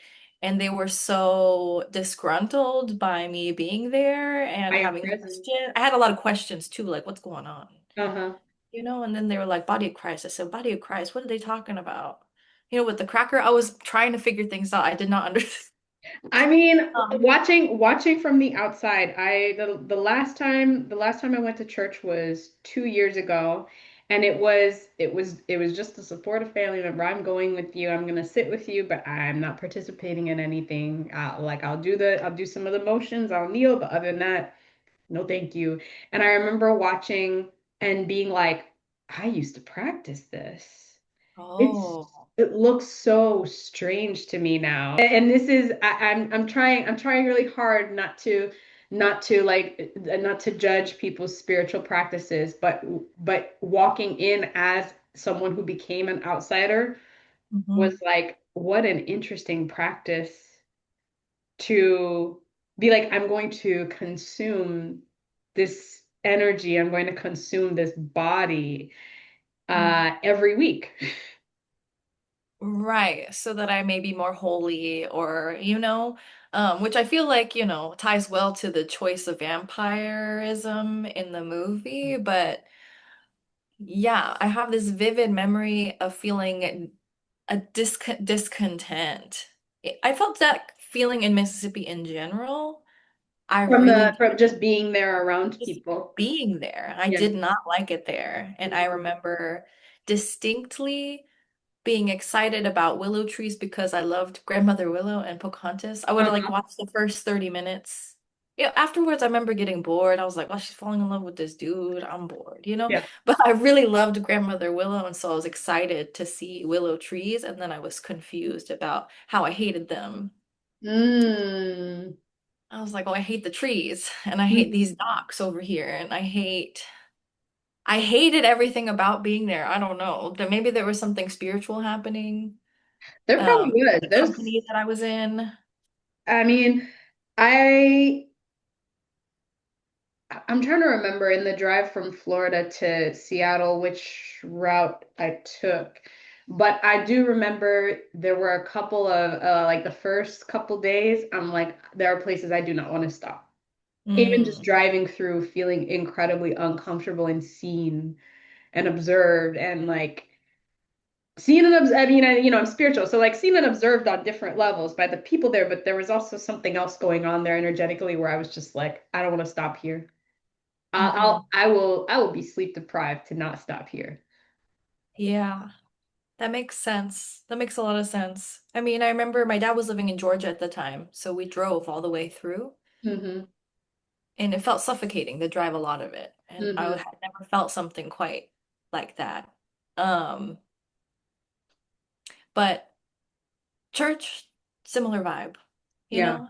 I was just like, why is everyone so still? And why is everyone so boring? And I think with the both, I mean, my attention span bad, but I think there's something about like the lack of life, Hmm. you know? And when I Yeah, was I looking mean, at that yeah, that photo, I keep going back to that opening scene because I feel like there's so much information there.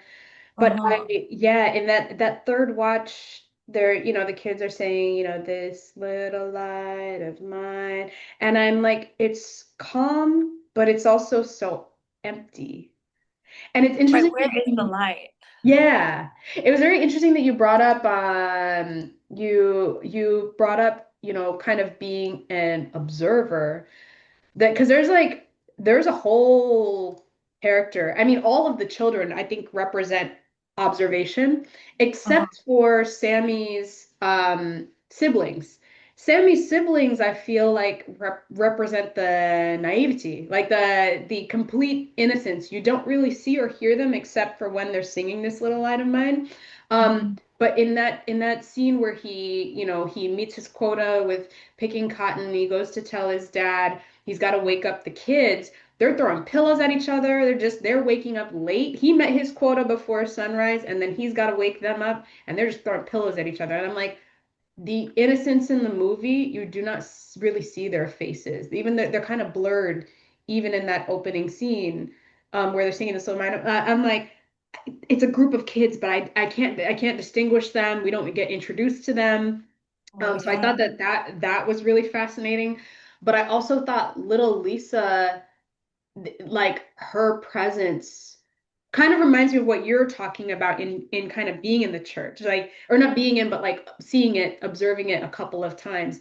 How she has this sort of like curious, judgmental look in her eyes the entire time. Even the look she gives Bo and Grace right before they drive off to the club is kind of like, hmm, I don't know how I feel about. I don't know if I like this. She doesn't talk. She doesn't talk much. She's a little snarky, like guilty as charged when they're like, "Oh, it's dead, little Lisa." She seems there's an innocence, and also there's with her character specifically, it's like it's it reminds me of Annie in the sense that she knows and sees things even if she doesn't really understand fully.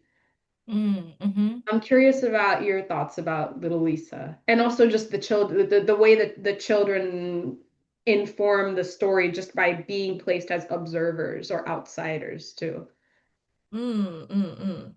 That's a really good point. I hadn't thought about that. I hadn't noticed the children so much. And I hadn't put a lot of thought into Lisa, actually. Well, I'm thinking about the first thought that came into my mind is that phrase that children should be seen and not heard, which I think Oh, is a white Christian colonial concept that yeah. has been infused into all American life. And I think that a lot of communities have adopted this kind of thing, not out of, not because it feels authentic, but maybe because it feels necessary, you know? Hmm.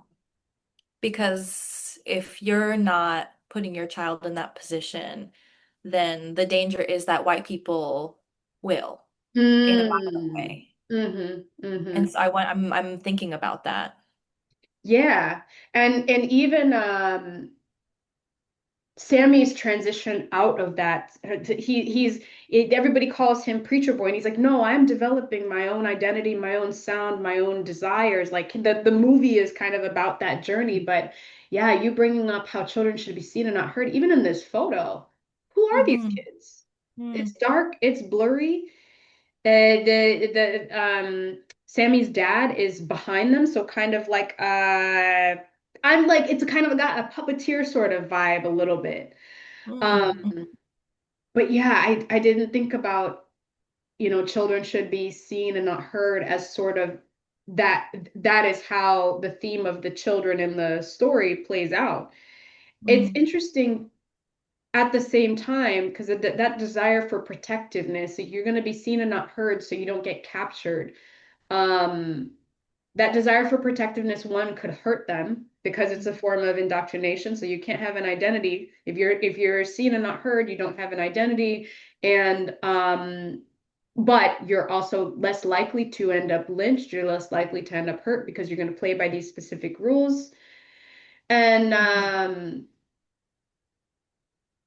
and and at the same time, that protectiveness informs a lot of decision making. So Hmm. like I think earlier Dr. Phoebe was talking about how it's hard to hate any of the characters. And the first character that popped into mind was Sammy's dad, because I remember at the end of the movie hating him. I'm like, look what you've done to your son. Look at what he Hmm. had to go through just because he couldn't be himself.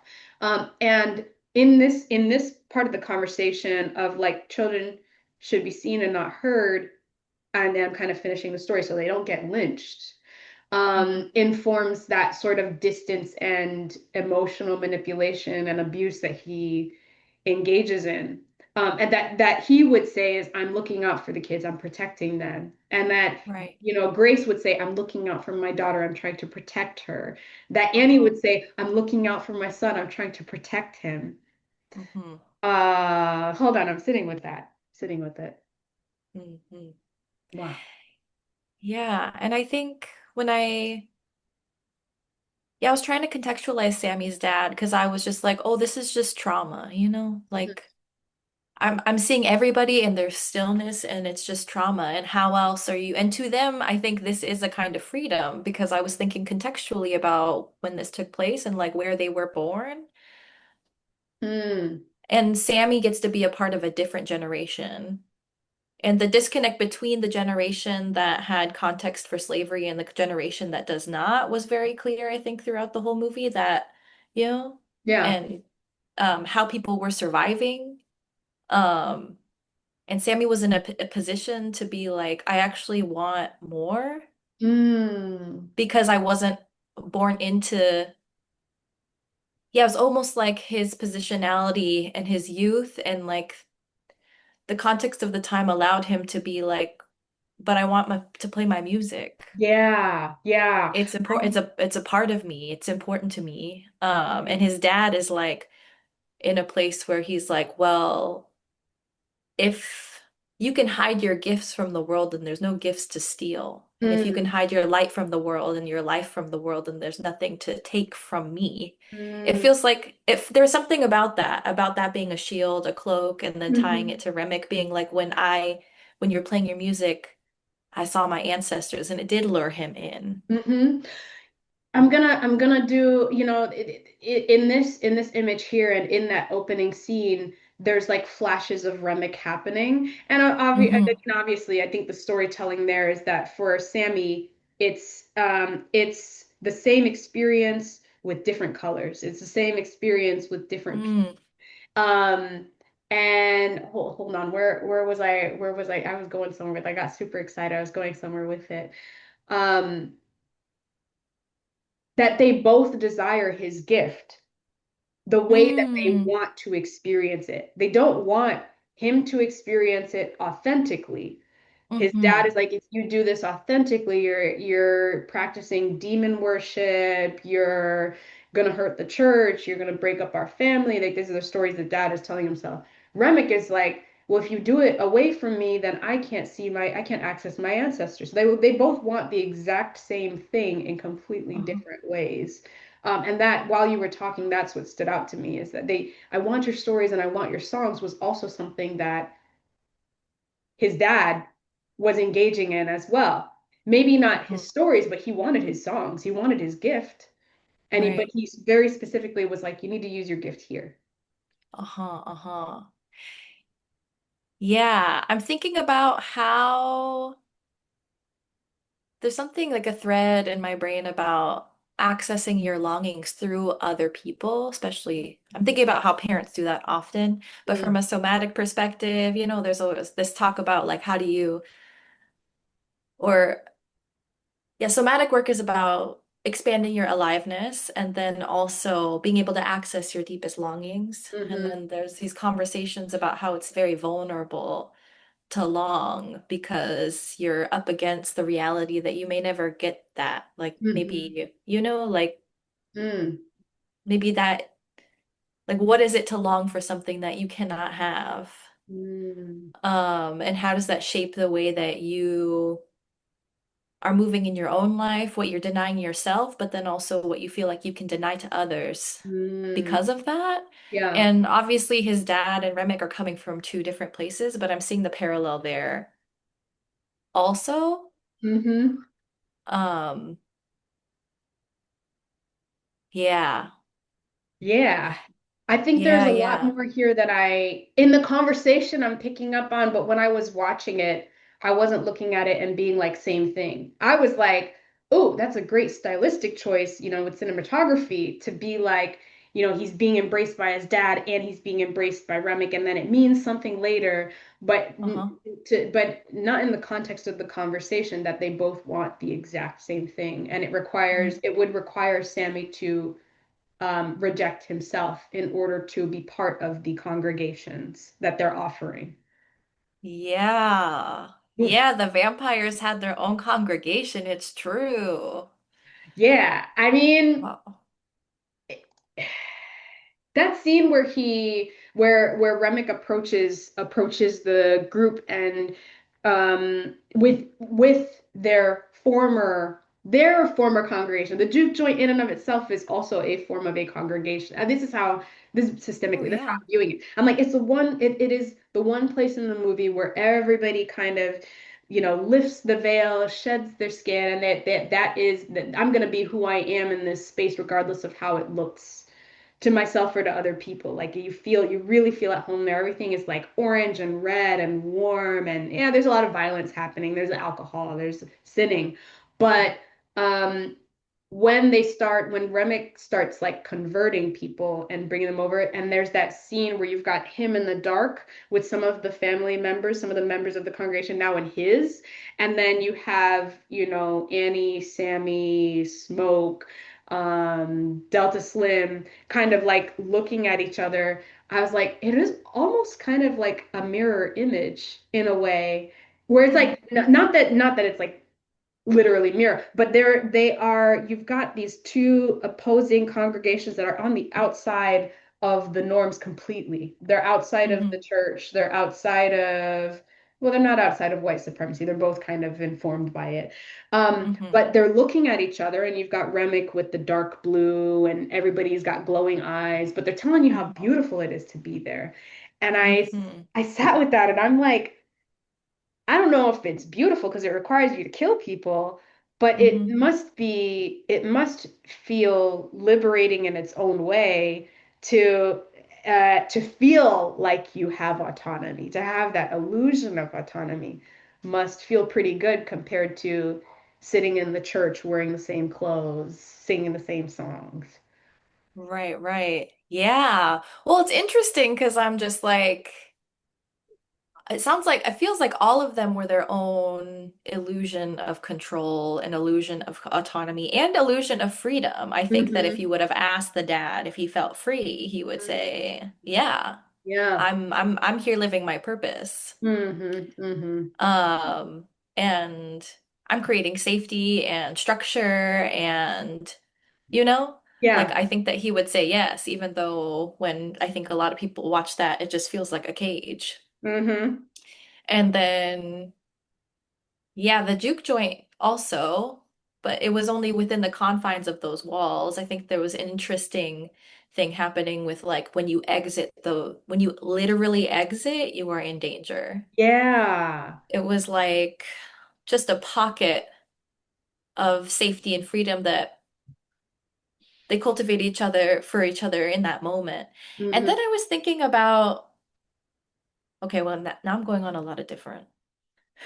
Let me see if I can wrap. No, go There for was it. a Go for it. thought. Go for it. There was a thought I had earlier about being at that church in Mississippi and being confused that everyone was confused, that I didn't know what was going on. Like the function of Christian cultural imperialism is to infuse and imbue within society that that's the norm, that that's what everybody is striving for, that everyone knows the social contract that you're engaging in when you're in these spaces. And there was no acknowledgement at all of like, maybe I didn't know what the hell you're talking about, body of Christ, and I didn't know what these songs were about, and I didn't know why you had to sit still and be so very, very, very quiet, and I didn't understand why, oh my God, was such an offense.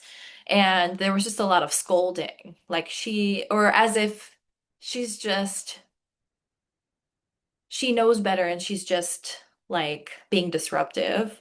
And I was just thinking, my grandmas are Buddhist. Why are you expecting me to be, you know? And that same family would call me regularly to be like, are you in touch with Jesus, And then I also wanted to honor that, like, when I'm talking about Christianity, I wanted to honor that, like, Bethlehem is in Palestine and how I have a friend who was born there and she was like, Christianity itself has been colonized. The original roots, that's been obscured, it's been lost, it's been taken over by Europeans um, to enact violence and control over people. So I also just wanted to like have an acknowledgement name that when I'm talking this way. Right, right, right. Yeah, I Yeah. mean, and to contextualize that the type of Christianity that we're talking about is very Eurocentric, dogmatic, Hmm. very colonial. Right. Yeah. Yeah. Which, yeah, what are the roots, Because I think the roots have ties through every major religion in the world, and for some reason they're all segmented out and racialized. Hmm. Hmm. So there's that. And then remind me of what we were talking about before I said that. We The were, juke joint. yes, we started to talk a little bit about how authenticity could only be experienced. Annie's experiencing authenticity all the time. True. She is living her truth. I think to some extent, actually, no, let me take that back. I was going to say something about Mary. I think she says what she's thinking all the time, but that's not the same. That's not quite the same as getting to live authentically. There's still that longing that I think Remick experiences, the dad experiences, the whole congregation actually. I think there's a whole longing there to have something else, but they wouldn't admit it. Anyway, Annie experiences an authentic life in isolation, but also I love the fact that Annie is nurturing the people in the juke joint. She's feeding them and Mhm. they get to be themselves. Not that this is about Annie, but it's about how people get to be themselves in this space. Yeah. Yeah. I'm also curious about the use of sexuality and desire throughout the whole movie because Mm, there are times where I'm like, oh, this is very unsafe. Like the way that Mary comes out and is like, bah, bah, bah, bah, bah, and starts being really explicit in an open area. I was like, oh my God, she is being so dangerous. She doesn't know, yeah. like what's going on? And then the choice right after to juxtapose with that story that the older, what's his name? The guy who plays Delta Slim. music. What's his name? Delta Slim, the one with the harmonica. Yeah, that Yeah, yeah, guy. yeah. Yep. Um, Yeah, to juxtapose that scene and right after there's this story he shares.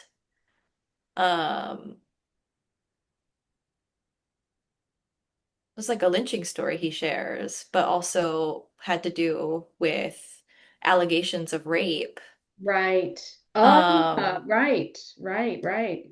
and I was like, oh, that must have, yeah, that was intentional. And then to be in the juke joint and people are accessing desire and pleasure and joy, and where sexuality is actually not shrouded in fear and danger and, violence, that Yeah. felt part of the freedom too. I felt like that was, and I was thinking about how narratives in history about juke joints were used to fuel these narratives um, against Black men.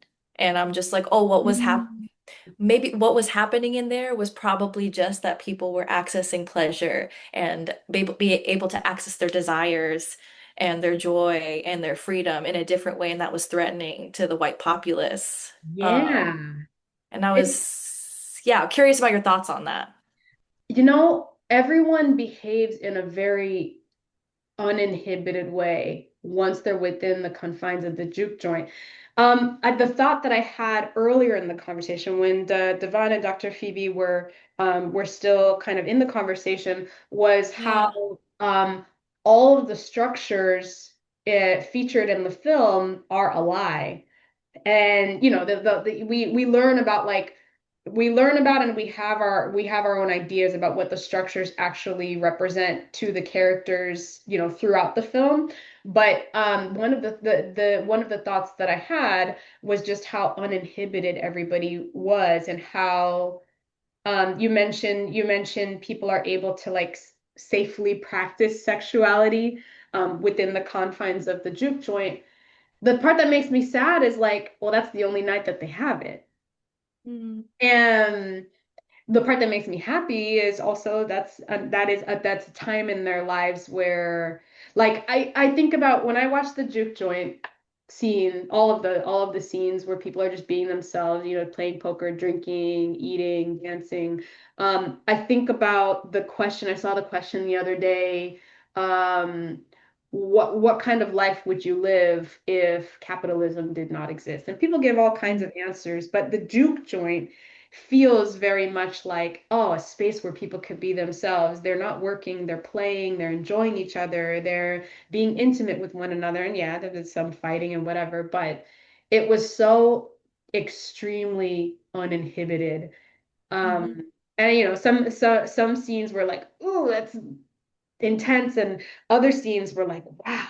Um, the piece where Perline is crawling on the stage and Mm. she's talking about wanting to howl to the moon and say goodbye to daylight. And I was like, oh, don't sing that. But it's like, all the songs, I went through the playlist, the songs that are actually sung in the film, except for This Little Light of Mine, are all about longing and loss. Mm. And Mm-hmm. Perline singing about that desire to be uninhibited, especially during that particular scene stood out to me too. I'm like, wow, people really are just being themselves. Of course, Smoke is worried about that, and he's like, we can't afford for people to be themselves and not pay. So Mm-hmm. it's still sort of a desperation under capitalism kind of underlying that. But that said, they still created a safe environment for people to a safe enough environment for people to play. But that Mm-hmm. said, when you mentioned the minute people leave, they're in danger also stands out to me. Is like there's this sort of fabricated structure that everybody thinks is safe, that actually is like there's a whole plot to murder everybody there the next morning. I'm like, are they safe in there? Yeah. Yeah, the safety was never actually there, maybe, but But it felt um that at that particular point in the movie, that's the agreement that everybody had, is just be yourself here. uh-huh. Yeah, it's interesting because like I felt there's a tenseness throughout the whole movie, but then when I watched them in there were like I felt my shoulders drop. And that scene where he's playing the music, honestly, best scene, one of the best scenes I've ever seen in my entire life. That scene Yeah, where he's playing the music and yeah, you're on it right now. yeah, yeah. Where oh my God, it was just so fucking beautiful. It Mhm. was all shot in one go too, so I was like, oh, I want to Oh, see was it it in really? yeah. Yeah. Yeah, that's what they said. And it was designed for IMAX. So apparently you see more when you're in IMAX. It like, like you're in it. But the way that they play with the indigenous like teachings around seven generations forward, seven generations back. Yeah. And I loved how the Chinese characters you also see their ancestors come through. Um, oh my gosh, I had chills every time I watch it. I really this scene was so fucking beautiful to me. And then um especially like towards the end, and then the fire is opening up at the top. And then Mm, the moment like peak lighting, like peak light, peak aliveness, yeah. you see these vampires come encroaching in, and you're like, oh, Yeah. like, damn But the it. fascinating thing about the vampire music scenes. So at the hmm end of "I Lied to You," when he raises his hand, "Will somebody take me in your arms?" The house is Mm. burning down. It actually transitions to a bagpipe. And when they do that pan shot to Remick, you kind of see his face, and then they do that shot where you see the three vampires staring and salivating. So Uh-huh. there's like this like a psycho-spiritual interpretation. There's this whole Yeah. thing of like he actually initiates the invitation because he's not clear about, will someone take me in your arms? And I'm like, no, no, Sammy, don't someone say, raise your hand and say who you want to take you in your arms, because that song played right into a Oh. bagpipe. And then the scene. It doesn't happen with Go Lassie Go, but the scene, Rocky Road to Dublin, he's Uh-huh. singing, it's bagpipe, and that at the end there are people kind of doing a gospel sounding harmonizing. So Oh. there's specifically scenes having to do with Remick is he's always reaching into, attempting to reach into the culture, even in the soundtrack. I was like, and the reason why I mentioned like the invitation pieces, I remember when you and I were kind of talking about, you were trying to convince me to go watch Sinners, um, and you were talking about some of the scenes. After I watched the movie, I remember we had a whole conversation about spiritual invitations. And I'm like, Mm. did Shayna know? Like, did she know? Like, I'm like, was that conversation that was very clever, a very clever girl. Because afterwards, I'm like, there are a lot of invitations that should not have happened throughout the film. It's not just when the vampires come knocking and like, hey, we're here to colonize and whitewash your music and take over your juke joint. It's like Uh-huh. from the beginning when Smoke and Stack are first of all, they're debating with each other. There's an invitation to actually launch the business that night where Stack is like, come on, it's a beautiful day. There's the invitation there. There's the moment with the snake and Sammy. There's the conversation Hmm. with Cornbread and Delta Slim and Annie, where there's invitation after invitation after invitation. And I'm like, will somebody in this movie please say no? Will somebody in this Yeah. movie please say? Where are the Because boundaries? by the time the vampires show up and they're like, we've heard of a party, I'm like, there have been so many moments for somebody to be clear about what they are inviting into their lives, Mm, that at that point it was just like you could kind of see where it was going. But to me, mm, I saw nothing but a series of invitations. It wasn't just when he was asking to mm, come in. mm. And I think I kind of had that additional layer because of our conversation about spiritual invitations. So when I watched the movie, that was kind of what I picked up first. I'm like, oh my God, what you let into your life in the physical world can, of course, impact what happens spiritually for you, but it can impact your family. It can impact whether you live or die. And anyway, Yeah. Okay, I have to watch it again and note all the invitations. I was thinking specifically about vampires and part of their lore being that they cannot come in without your invitation, and thinking about white supremacy. And there is a moment in which people like invite, say yes to, yeah, white supremacy entering their lives or informing their decisions or choosing the jobs that they go towards and their community. Like there's all these. So I was thinking about that, but that's another layer. And I didn't think about his song being an invitation itself. That's, yeah, yeah, because he yeah, the other thing that I noticed is he experiences rejection outside of the juke joint, by his yeah. father and even by Remick, who's like, oh no, I want to accept you. I want you to be who you are. It's not really that would also be a rejection. The ancestors only show up in the juke joint. And I feel like that was I mean, yes, it was for the purpose of the scene where like we get to see Sammy's gift, but Sammy plays music and sings music outside of the juke joint at the church, on the road, at the Mm, train station. There were mm, plenty of moments for Ryan Coogler to write in a moment where an ancestor's like, hey, but it didn't happen except for in the juke joint, which I found interesting. yeah, Yeah. yeah. Well, it makes sense because it feels like, I don't know, like I was saying, like the whole movie, you're kind of on edge the whole time, Hmm. and people aren't fully in their bodies, they're disconnected, you know? And it feels like there's the use of music as a way to cope and music as a way to move through feelings that are otherwise unfeelable or unspeakable. And then I felt like in the juke joint, he was tapping into something else. He was tapping into his music Mm. out of a deep love Mhm. for it as an expression of himself, as opposed to a response to, you know, um, I don't know, it was like almost like there was like a protected, he wasn't fully in it, you know? There was always some kind of like, does that make sense?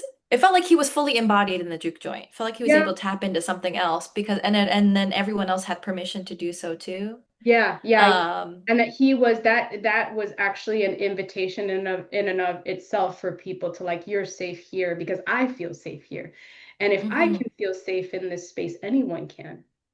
Because mm, he's used to being rejected. And I think to some mhm. degree everyone else is too, but for Sammy especially to have that moment where the spotlight is specifically on him and his gifts, I agree with you. I think is like the ancestors could only show up, they could only be invited in a space where he was actually welcome. Yeah. Where it was safe to be there. Yeah, yeah, yeah. Yeah. Yeah, the conversations with Sammy and Remick, well, with everyone, I do think it's interesting that conversations that Sammy have with Remick, there's always somebody else that shows up to kind of interrupt it, which I think was very interesting and or stand between Sammy and Remick, except for that last scene where Sammy is being baptized by Remick Uh-huh. and then Smoke jumps in. But yeah, it kind of stands out that Remick never really gets the opportunity until the very end to interrupt Sammy's moment of authenticity.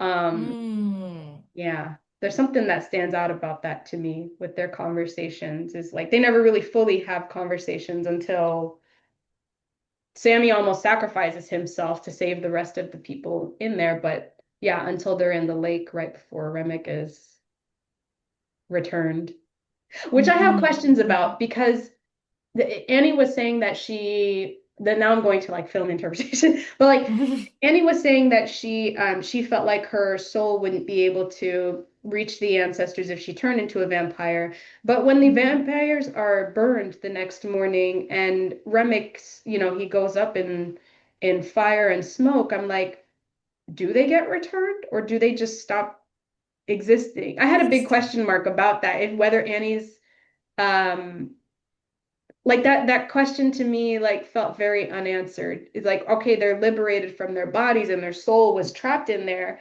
So is their soul also liberated from existence, or does he actually get to be with his ancestors and we just don't know it? Yeah. I don't know. That's a good question. I mean, I think that if he goes back with his ancestors, then he always had the choice Mm. to free himself Mm. and chose Mhm. not to. And instead did this whole convince himself he needed to consume other people to access the connection that he so deeply wanted.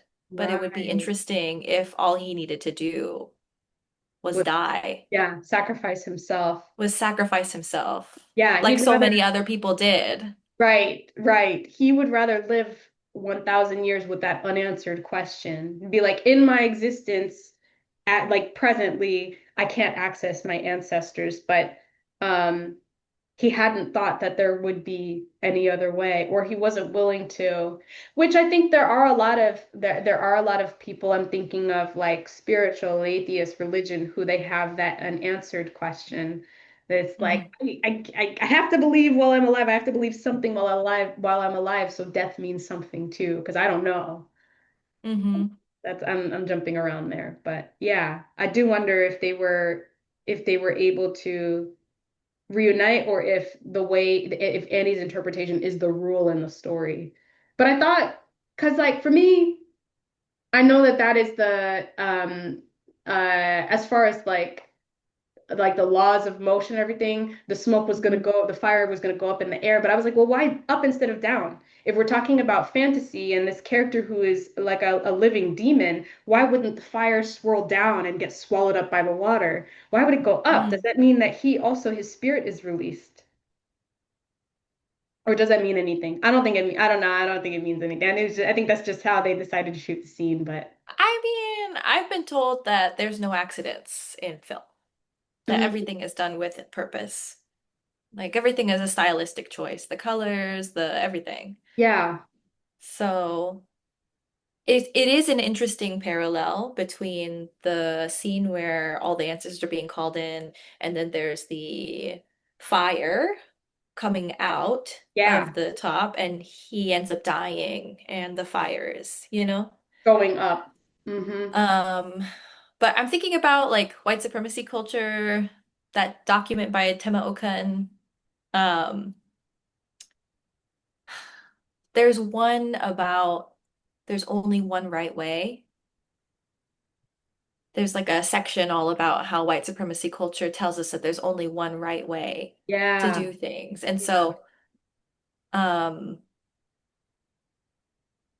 yeah, when you're comparing the images between the church and the vampires as their own congregation, they seem to have a set of this is the only way Right. actually that you can be and be in integrity and be free or whatever it is that their like contract was.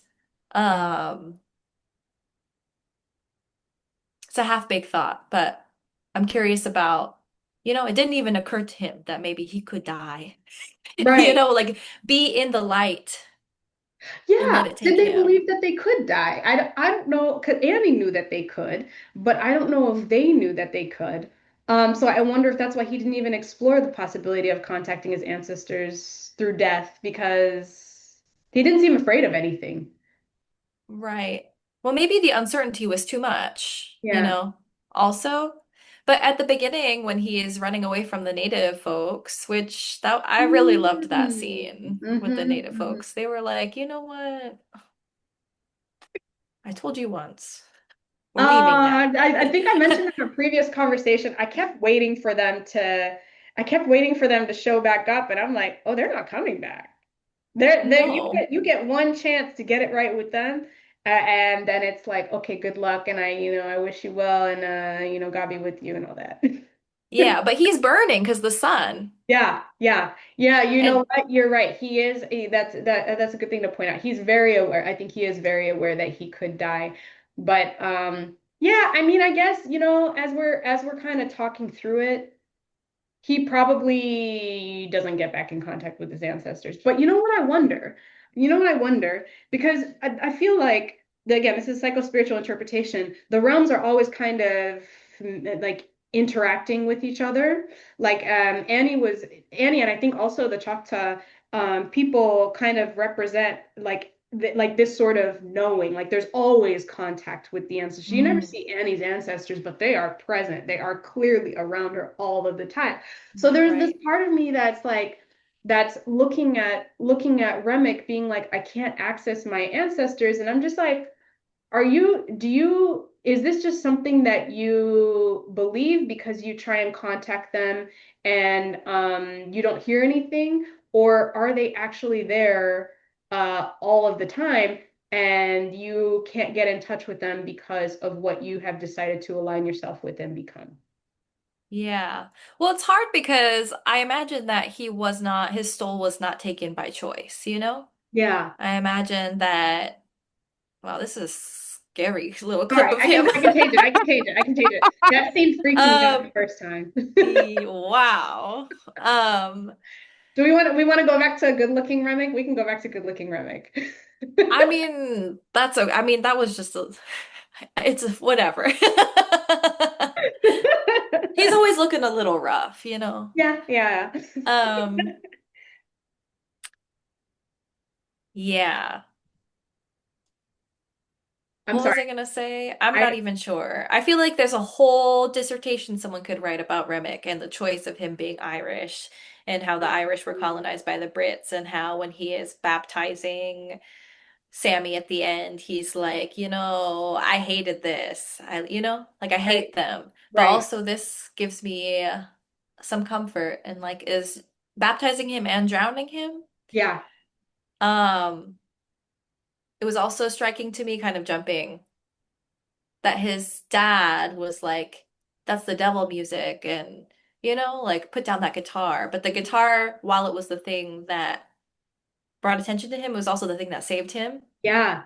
It broke and he took the silver and he killed him with it. Hmm. Um, Yeah, that's just kind of a tangent. But what were we talking about Remick just a moment ago? We were talking about whether he because the ancestors are always there. So I'm like, Okay. are his ancestors? There's a whole like I like the way I was looking at it, I'm like, are his ancestors sitting there watching this? Like, look at this fool. Look at this. Uh-huh. He won't answer us. We keep calling him. He won't answer us. Um, because I feel like there's also a lot of that happening throughout the film with other characters where it feels a little bit more obvious, right? Like the ancestors show up when Sammy gets to be himself, which means that they were always there ready to show up. So I'm like, were Remic's ancestors always there ready to show up, but Remic is incapable of hearing them or feeling them anymore. Uh-huh. I mean, I feel like that's a perfect metaphor for whiteness, Mm-hmm. Mm. about how Europeans abandon their people, abandon their cultures to align with the falsehood of white supremacy to, they traded it for a really like a warped sense of belonging, Yeah, um, and a violent power. And of course, I think that is literally a spiritual injury. I feel like white people have experienced or they have created like spiritual injury after spiritual injury on their own connection to their people. Of course, if yeah, you've decided to, or if you've been sucked up into whatever this system is that you can't, your right. ancestors are This there, but you can't machine. hear them. Mm-hmm. You Mm-hmm. don't even know where you are. And Right. instead of being, grounded in that reality, you're out here being like, I see this beautiful culture over here. I'm going to consume it. It's mine now. And maybe I can be in touch with my humanity a little more. Right. Or Um, kidnap and deport it and hide it because I don't want to see it actually. right. It's very fascinating. Right. The avoidance of accessing oneself. Mm, I feel like Remick, the fact that he's a vampire aside, is like I can't even access myself really anymore. There are some hmm songs where I'm like, I feel that felt kind of soulful. That felt very authentic. And Uh-huh. I'm like, that's which is why I was like, are his ancestors there? Because he just was, but he was in such a dark place. Every time he was singing, it was always to hurt someone, or it was Uh-huh. always to manipulate.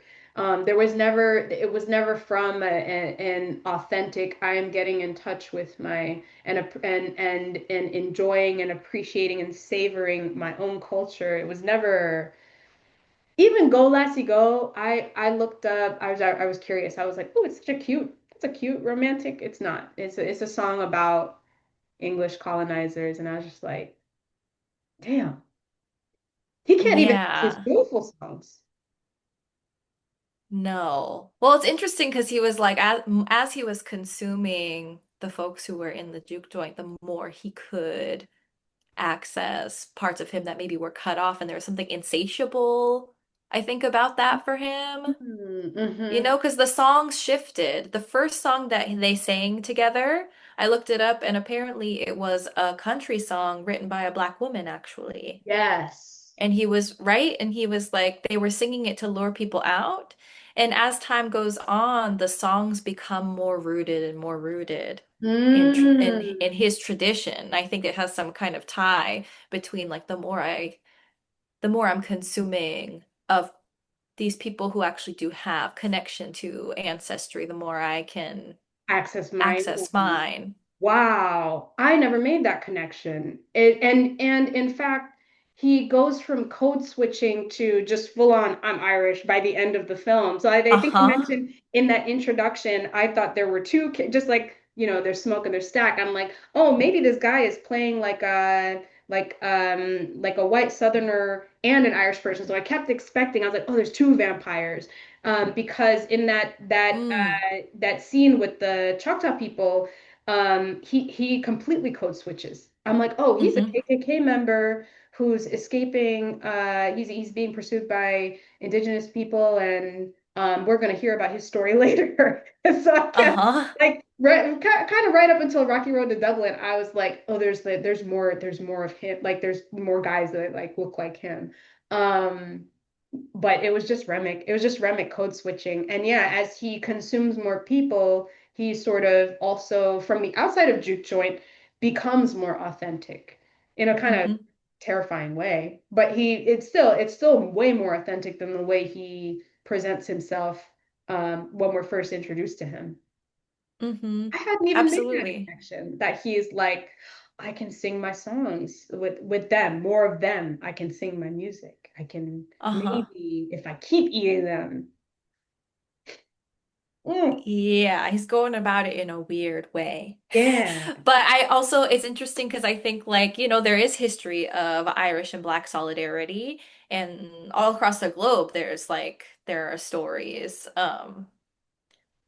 I was, someone on TikTok was telling me about how the Jamaican accent and the Irish accent have parallels because they inform each other. And I was like, oh my God, we Yeah, never yeah, hear yeah, yeah, about yeah. that, you I know? mean, I will say, Afro-Caribbean, and I shouldn't speak for African Americans. What I would say is our DNA doesn't get to be like, really higher than 80 to 85% African, and there's Mm, Irish somewhere in there. So there mm, is solidarity, there has been solidarity, and also it's also a very complicated. I mean, I think the selection of him being Irish is incredibly complicated because yeah, they were working alongside and also participating in raping and participating in overseeing. And so I mm, think mm, mm, like yeah, I mean Irish people today are cool as heck and they're usually on the right side of history these days. But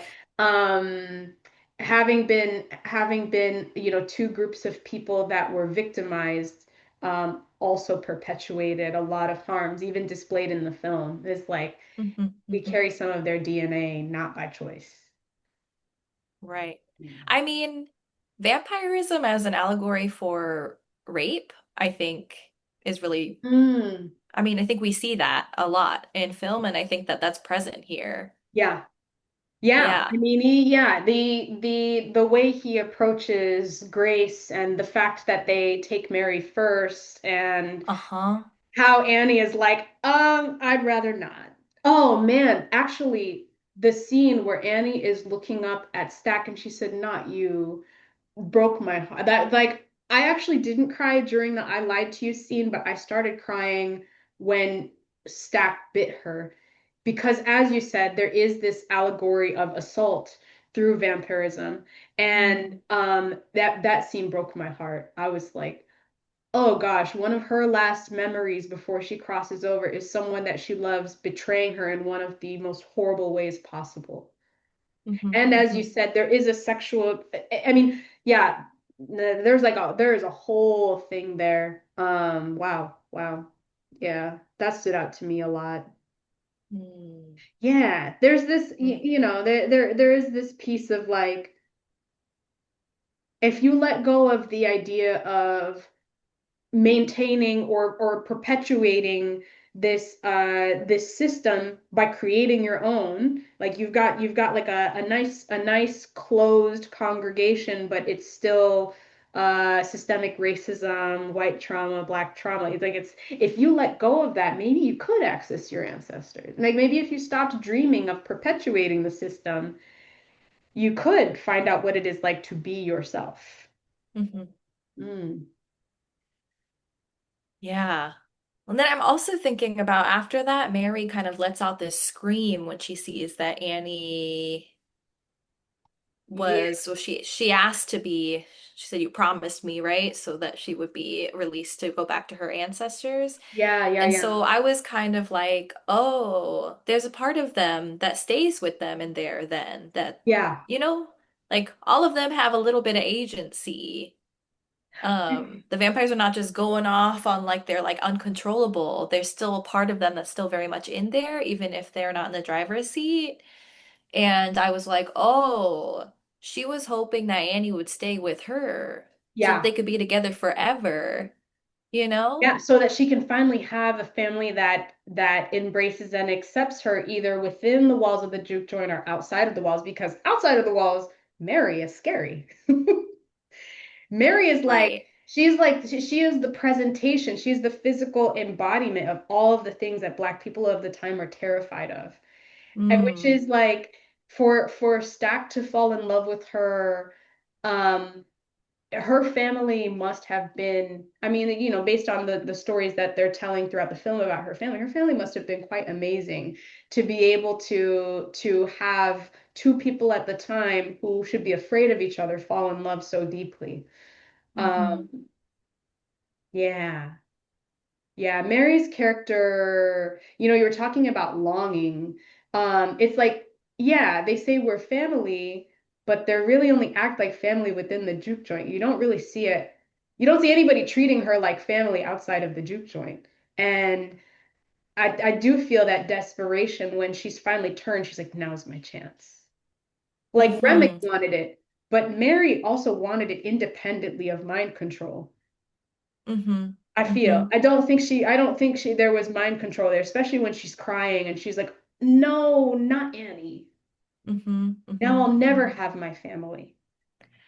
Yeah. I mean, I think we talked about this last time, but the way that she is in deep grief because she lost her mom, and her mom, I think a lot of people talk about how mothers actually carry the culture into the, like Mhm. the culture doulas of the family. And I think like Mm. it's significant that they chose her mom as the one who holds lineage, Mhm. and how when she lost her, that's like cutting off her connection to any type of lineage, any type of Mm. culture that otherwise it's just whiteness, which she, I think, knows is violent. Mm. And she knows she can never reveal. I think, I think she does. I think she does. I think she does. Hold on. I don't think she sees herself as part of that violence, but I think that Yeah. she is the part of her that is reaching and holding on is because she doesn't want to be, She has an you know? aversion. Yeah, yeah, she has an aversion. She could see they've gentrified themselves. They've Mm, gentrified and colonized themselves right out of culture. And mm, she's like, oh gosh, I don't want that for myself. But mm-hmm, but when you say like she recognized the danger, I'm like, oh, the way she approached Stack at the train station, I was like, I don't know how aware she actually, or if she cares, which is more dangerous to me. Is like, I don't know if she cares that she also could have been victimized by white people at the train station. Like, oh yeah. recklessness is just like I watched that and like I said in the last conversation, that was one of the most insane scenes to me, one of the most terrifying scenes. I'm like, oh my God, here comes this white woman who is gonna get one of them killed, or they're gonna get chased out of Uh-huh. the train station. And I kept waiting for it to happen. And I felt that way throughout the film with her. I'm like, she Mm. is gonna hurt some people unintentionally with just being who she is. Yeah, yeah. Yeah, she's not pinpointing for sure that her existence in and of itself is creating danger Hmm. for everybody. Yeah, For sure. I see that. Yeah, like a naivete. yeah. But I do think that there is a part of her that recognizes whiteness as violence and her desperately wanting to be something else. And I also think about how people, or in somatics, talk about dignity, safety, belonging, and Yeah. how for survival we betray. Sometimes we betray one of them for others, and I think I see over and over again that like people are more likely to cling to a sense of belonging, even if it sacrifices their safety or other people's safety, or Mhm. even if it sacrifices dignity as well, because the need to connect is so strong. Um, Yeah, I was seeing that with her, and Remick saw that and identified with it, and then, you know, Yeah. got her to sit with them Yeah, yeah, and yeah. like, put her guard down. She also thought that Yeah. she was safe going out there with them, like she was the safer one, and she was actually the one who got bit and started got everybody killed. Um, There was definitely that moment where it was like, if her and Stack went out together, because Stack was going to, then in their he's gonna conversation, Stack was anyway. like, I've got it. I'm like, ooh, no matter no matter how many people went out there to figure out how to make capitalism work for their safe system, they were going to get hurt. Mm, Um, mm-hmm. Man, I keep thinking about, I'm like, how do we do what we do without money? How do we do what we do authentically? And I keep thinking, I'm like, oh man, do we start like food sharing or farms or what? Because the way that capitalism abused everyone in the film and how they kind of Right. abuse each other out of desperation for money. Mm. I'm like, yeah, yeah. What was it? Safety, belonging, and what was the third one? Safety, belonging, and dignity. Dignity. Yeah, there was a whole lot of like negotiating between the three of those, but Mm, especially out of desperation, either for actually for all three of those things. Um, mm-hmm. but you know, they're like, oh, in order to sustain this, we do have to give up part of ourselves. We might have to let white people in, we might have to accept their money. Uh, Mm-hmm. Mm-hmm. Mm-hmm. yeah, yeah. Anyway. Well, there was at one point who was the voice of reason who was like, what happens when someone spills a drink on them? Or if if someone looks at one of the Yeah, yeah, woman in the wrong way. that was Smoke, and actually it's funny because Smoke gets called out by Annie in the beginning where she's okay with working with like the plantation money even though it kind of has blood on it too. It was interesting that I was like, oh, that's interesting that she thinks the plantation money doesn't have blood on it, but that his Uh-huh. money does. But either way, that feels safer to her to negotiate with and work with and accept. And she's figured out how to like build an authentic system for herself and her people. But yeah, she calls him out in the beginning. She's like, I don't want your money. And then towards the end, he was like, I don't want their money. Mm. Mm-hmm. Mhm. Yeah. Yeah, there's a lot there. Well, when I was thinking about the red, white, and blue and how Annie is wearing blue, but it's like a faded blue. It's her own colors. Yeah, you're right. It looks completely different from the other blues that other characters wear. Yeah, Yeah. it is. And also I'm just thinking about the impossible choices. What are you supposed to do? If money is power and the only way that you get money is through like buddying with white people in power, then that naturally means colluding with white violence. And at any point in time, is that ever going to be Mm, safety for anybody involved? I don't think so. Like the place itself was purchased by KKK members. Why did anybody think it was going to be safe at the end of the day? No amount of money can actually buy safety from that, but I think that they were living in a kind of illusion because it allowed them to feel free right, right. I also was like, oh, is there a connection between blue and the North and red as the kind of Confederacy? Oh, I hadn't thought of it that way. I think it's Because, possible because both Smoke and Annie, you know, they wear blue and they are probably the closest to authentic. Annie definitely, but Smoke, he at least is perceptive and protective, and you know, I'm willing to operate outside of capitalism as much as I can, but also I need people to pay with money and yeah, anyway. Yeah, mm-hmm. I do wonder. Yeah, they represent like an aspect of liberation within the system or an attempt at liberation within the system. Yeah. Yeah, because Stack was kind of smug the whole time. I'm watching him and I'm just like, he's too smug. He thinks Yeah, he's too safe. He's like, it's just money, money, power, power, and it's completely lost. Like, there's a part that's lost on him yeah. that he's actually not invincible.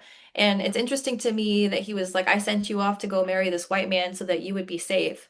And I'm just like, that's such a man It's such an thing. unsafe. I'm like, you sent at the time she would have been seen as black. You sent a black woman to marry a white man. What if he found out? What if he found out? I'm And just then, like but that's also,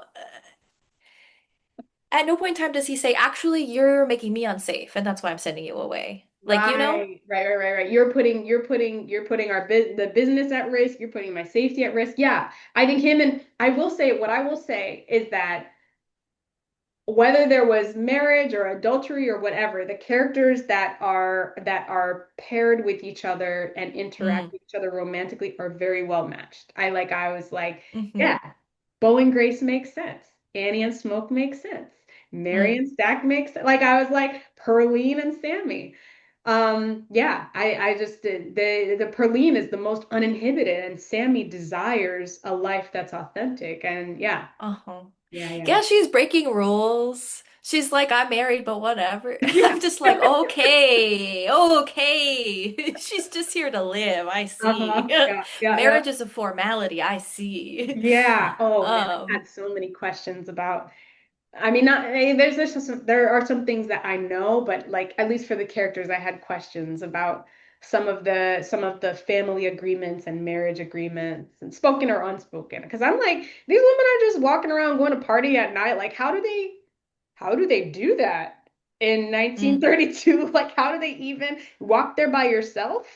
mm, Your husband, does he? I mean, like I had questions. I had questions about Mary and I had questions about Perlene, and you know, I think Bo and Grace represented like a couple that could publicly be together, that was united, that were kind of aligned in like what they were attempting to do, whether it was questionable mhm, or not questionable. I think mhm, they were the kind of like one of the most intact, like we could be together and we can be ourselves to some extent. And mhm. they kind of represented that possibility that others didn't have access to, either through Yeah. the child or interracial or she's married. Uh-huh. Yeah, they were minimally they disrupted the status quo very minimally. Hmm. It's true, they were always towing a line and yeah, they were acceptable. Like interracial marriage illegal for a lot of people up until recently, At least until 65, at least. at So, least, which is interesting because I'm mixed, but both my parents are mixed also. And people are like, "Oh, I've never seen that before." And I'm like, "Yeah, because it was not legal." Remember? could get people killed back then. So yeah, that's a good point about like they were acceptable, they weren't disruptive, and they also weren't threatening. I also think about that a lot. Now I'm going on a tangent, but there's a study that I learned about in undergrad, and they had a bunch of white participants and what was it mixed? I don't know how they segmented, but they parse out the data between people of color and white people. And what they found was that if you fill a room full of people, um, once people of color reach like 30% threshold in the group of white people, the white people overwhelmingly would highly overestimate how many of them were there. Oh, They felt outnumbered by a interesting. 30% threshold. Anything under that, there was also a threshold towards the bottom where it was like if there was less than that, then they would overestimate how many white people were in the room, so it would invisibilize them. And I don't Oh, remember what the thresholds were, but there is a point at which people of color are invisibilized. And then there is interesting. a point at which people of color are perceived to be taking over, like that's how they perceive it. And so now after that study, I think about that a lot in different cities with different demographics. And I think part of the reason why Asian people actually aren't considered threatening and like there are these model minority narratives supported is because most of the time you're not going into any place in the United States and seeing an overwhelming representation of Asian people who have access to money, who have access to leadership, and all of these things. If there Mm, are large amounts of Asian people in a place, you typically see them in a Chinatown, which are often neglected, or like or a Koreatown, or places yeah, that yeah. they've historically could only live there, um, where they don't have economic and political power. And I think about that a lot and I guess in connection to Grace and her husband, there Yeah, weren't very many Chinese people at all. Where right. is the coalition building going to happen? They weren't a threat to the white, you know? Yeah, yeah, to the system. Oh man. Uh-huh. Oh, wow. You know what is fascinating is hearing from your perspective when when you're talking about Asian communities where this is from white perspective looking in, but also your perspective of like there's a powerlessness there. From the black perspective, it's like, oh man, community. They have a place to stay. They have a place to Mm, gather. They have a place mm, that's not going to get burned down. So mm, I think it's kind of interesting that depending on who is looking at different communities, it's interpreted different ways. Because yeah, I think for Black people, we're still trying to we are still brainstorming on how to gather without a lynch mob. Um, mm, so yeah, I mean, and and at the same time too, I think I think all communities of color, I think everyone could benefit from communities of color having power mhm, beyond existing and thriving within, being able to actually have power and influence as you're talking about. Like if they had it, it'd be a threat and then it would probably be burned. Um, yeah, yeah. yeah. Wow. Now I'm thinking about other studies. I had a classmate in grad school who did a study on white flight or did like a paper on white flight. And she said that there's like emerging research now that there's actually a lot more economic diversity. And, like over time, things have shifted, you Yeah. know? And what this researcher found was that there were communities, little enclaves of wealthy Black suburbs, wealthy Latino suburbs, wealthy Asian suburbs that we never hear about, Hmm. that were forming over the past like maybe 10 years. 100% of the time, the white population that was in those areas would systematically move out, even in places that were well resourced, where people had money. And it kind of debunks this narrative that I think we hear about, oh, it's just about money, it's just about like the economics of the area. Hmm. We're in a post-racial society. I feel like her whole argument was like, oh, this study actually is not that we need studies to show that people are racist and white people don't actually want to be in diverse communities most of the time.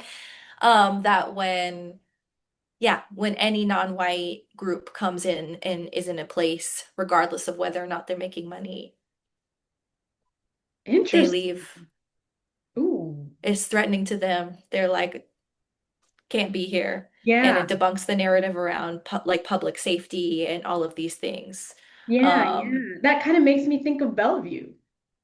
I'm thinking about places like Bellevue. I'm thinking about places.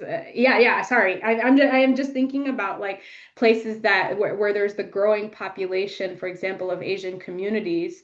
And a lot of different. I mean, we're talking about South Asian, East Asian, and but of white flight happening as we're speaking of it, and there's so much wealth there.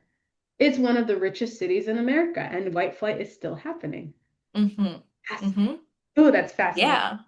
I want to keep talking about it, but I have to go. Feel like, oh man, we could dive deeper and deeper into how the story mirrors it mirrors context and contextualizes our experience. And what one thing I love about Ryan Coogler is at a time where people are practicing anti-wokeism, is we've been pulled into this conversation about systemic racism and racial trauma and oppression and capitalism through this film. Not that you and I ever stopped talking about it, but that sort of desire to like clamp down on the conversations about history and race and how like Mhm.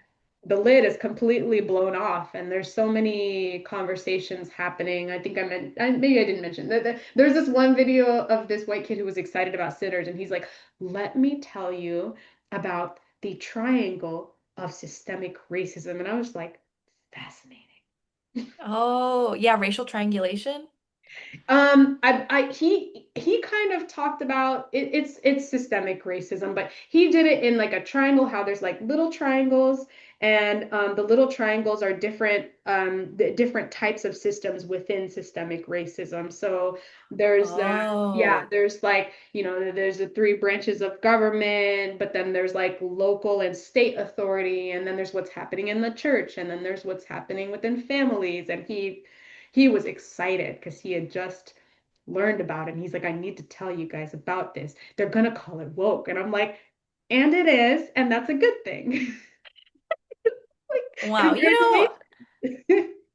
I was told that this, or I remember reading online. I'm like, where did I learn this from? But people were saying that this movie wasn't going to do well, or was telling Ryan Coogler that it wasn't going to do well, as if people don't have an appetite for something like this. And this is clearly not true. Not true at all. I mean, the movie was released in what, February, and it's almost July, and we are just like buzzing.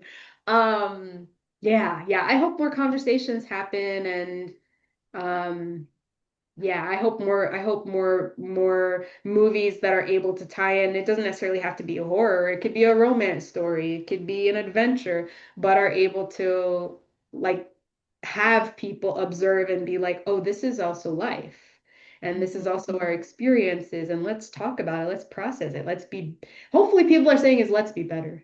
Is that what that's what I'm hoping for, is it? But I don't think that's what At I don't least, know. We're at least let's educate ourselves is a good start. That's where a lot of people are at, and yeah, I'm excited about that. yeah, we're Yeah. we're we're in weird times. Yes, we are.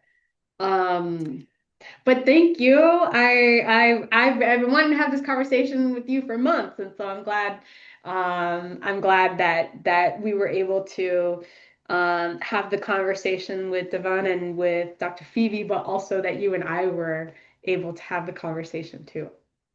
Yeah, me too. Thanks for inviting me. This Yeah. is very cool. Oh, sad. I know, Okay. I know, I know. I wanna keep going because I'm like craving more. I'm like, could there be another one and other people's voices? Because I was like, Tracy made so many good points. I wanted throughout the conversation, I'm like, I'm just gonna hit record. I'm like, no, don't do that. Don't hit record. But I wish I did. I wish I did. In hindsight, I'm like, that was also such a beautiful conversation. And but that said, I would like for there to be more as well. I keep thinking, I'm like, do we need like a movie club or do I just keep an eye out for more movies that stand? I think I'll just keep an eye out for more movies that stand out like this and probably call people and see if anybody's interested. Honestly, it'd be very cool to have like an ongoing just chat Yeah. for, it doesn't have to be serious too. There are so many social, racial, political dynamics in everything that we're watching that I feel like I crave. Yeah. Even Love Island. I don't watch that shit, but I was listening to people talk about it and they had so much going on. They were diagnosing these people. They were like, this lady has borderline. Ooh. Somebody get her help, you know? And then other people were talking about the racial dynamics of like when they like of white Okay. women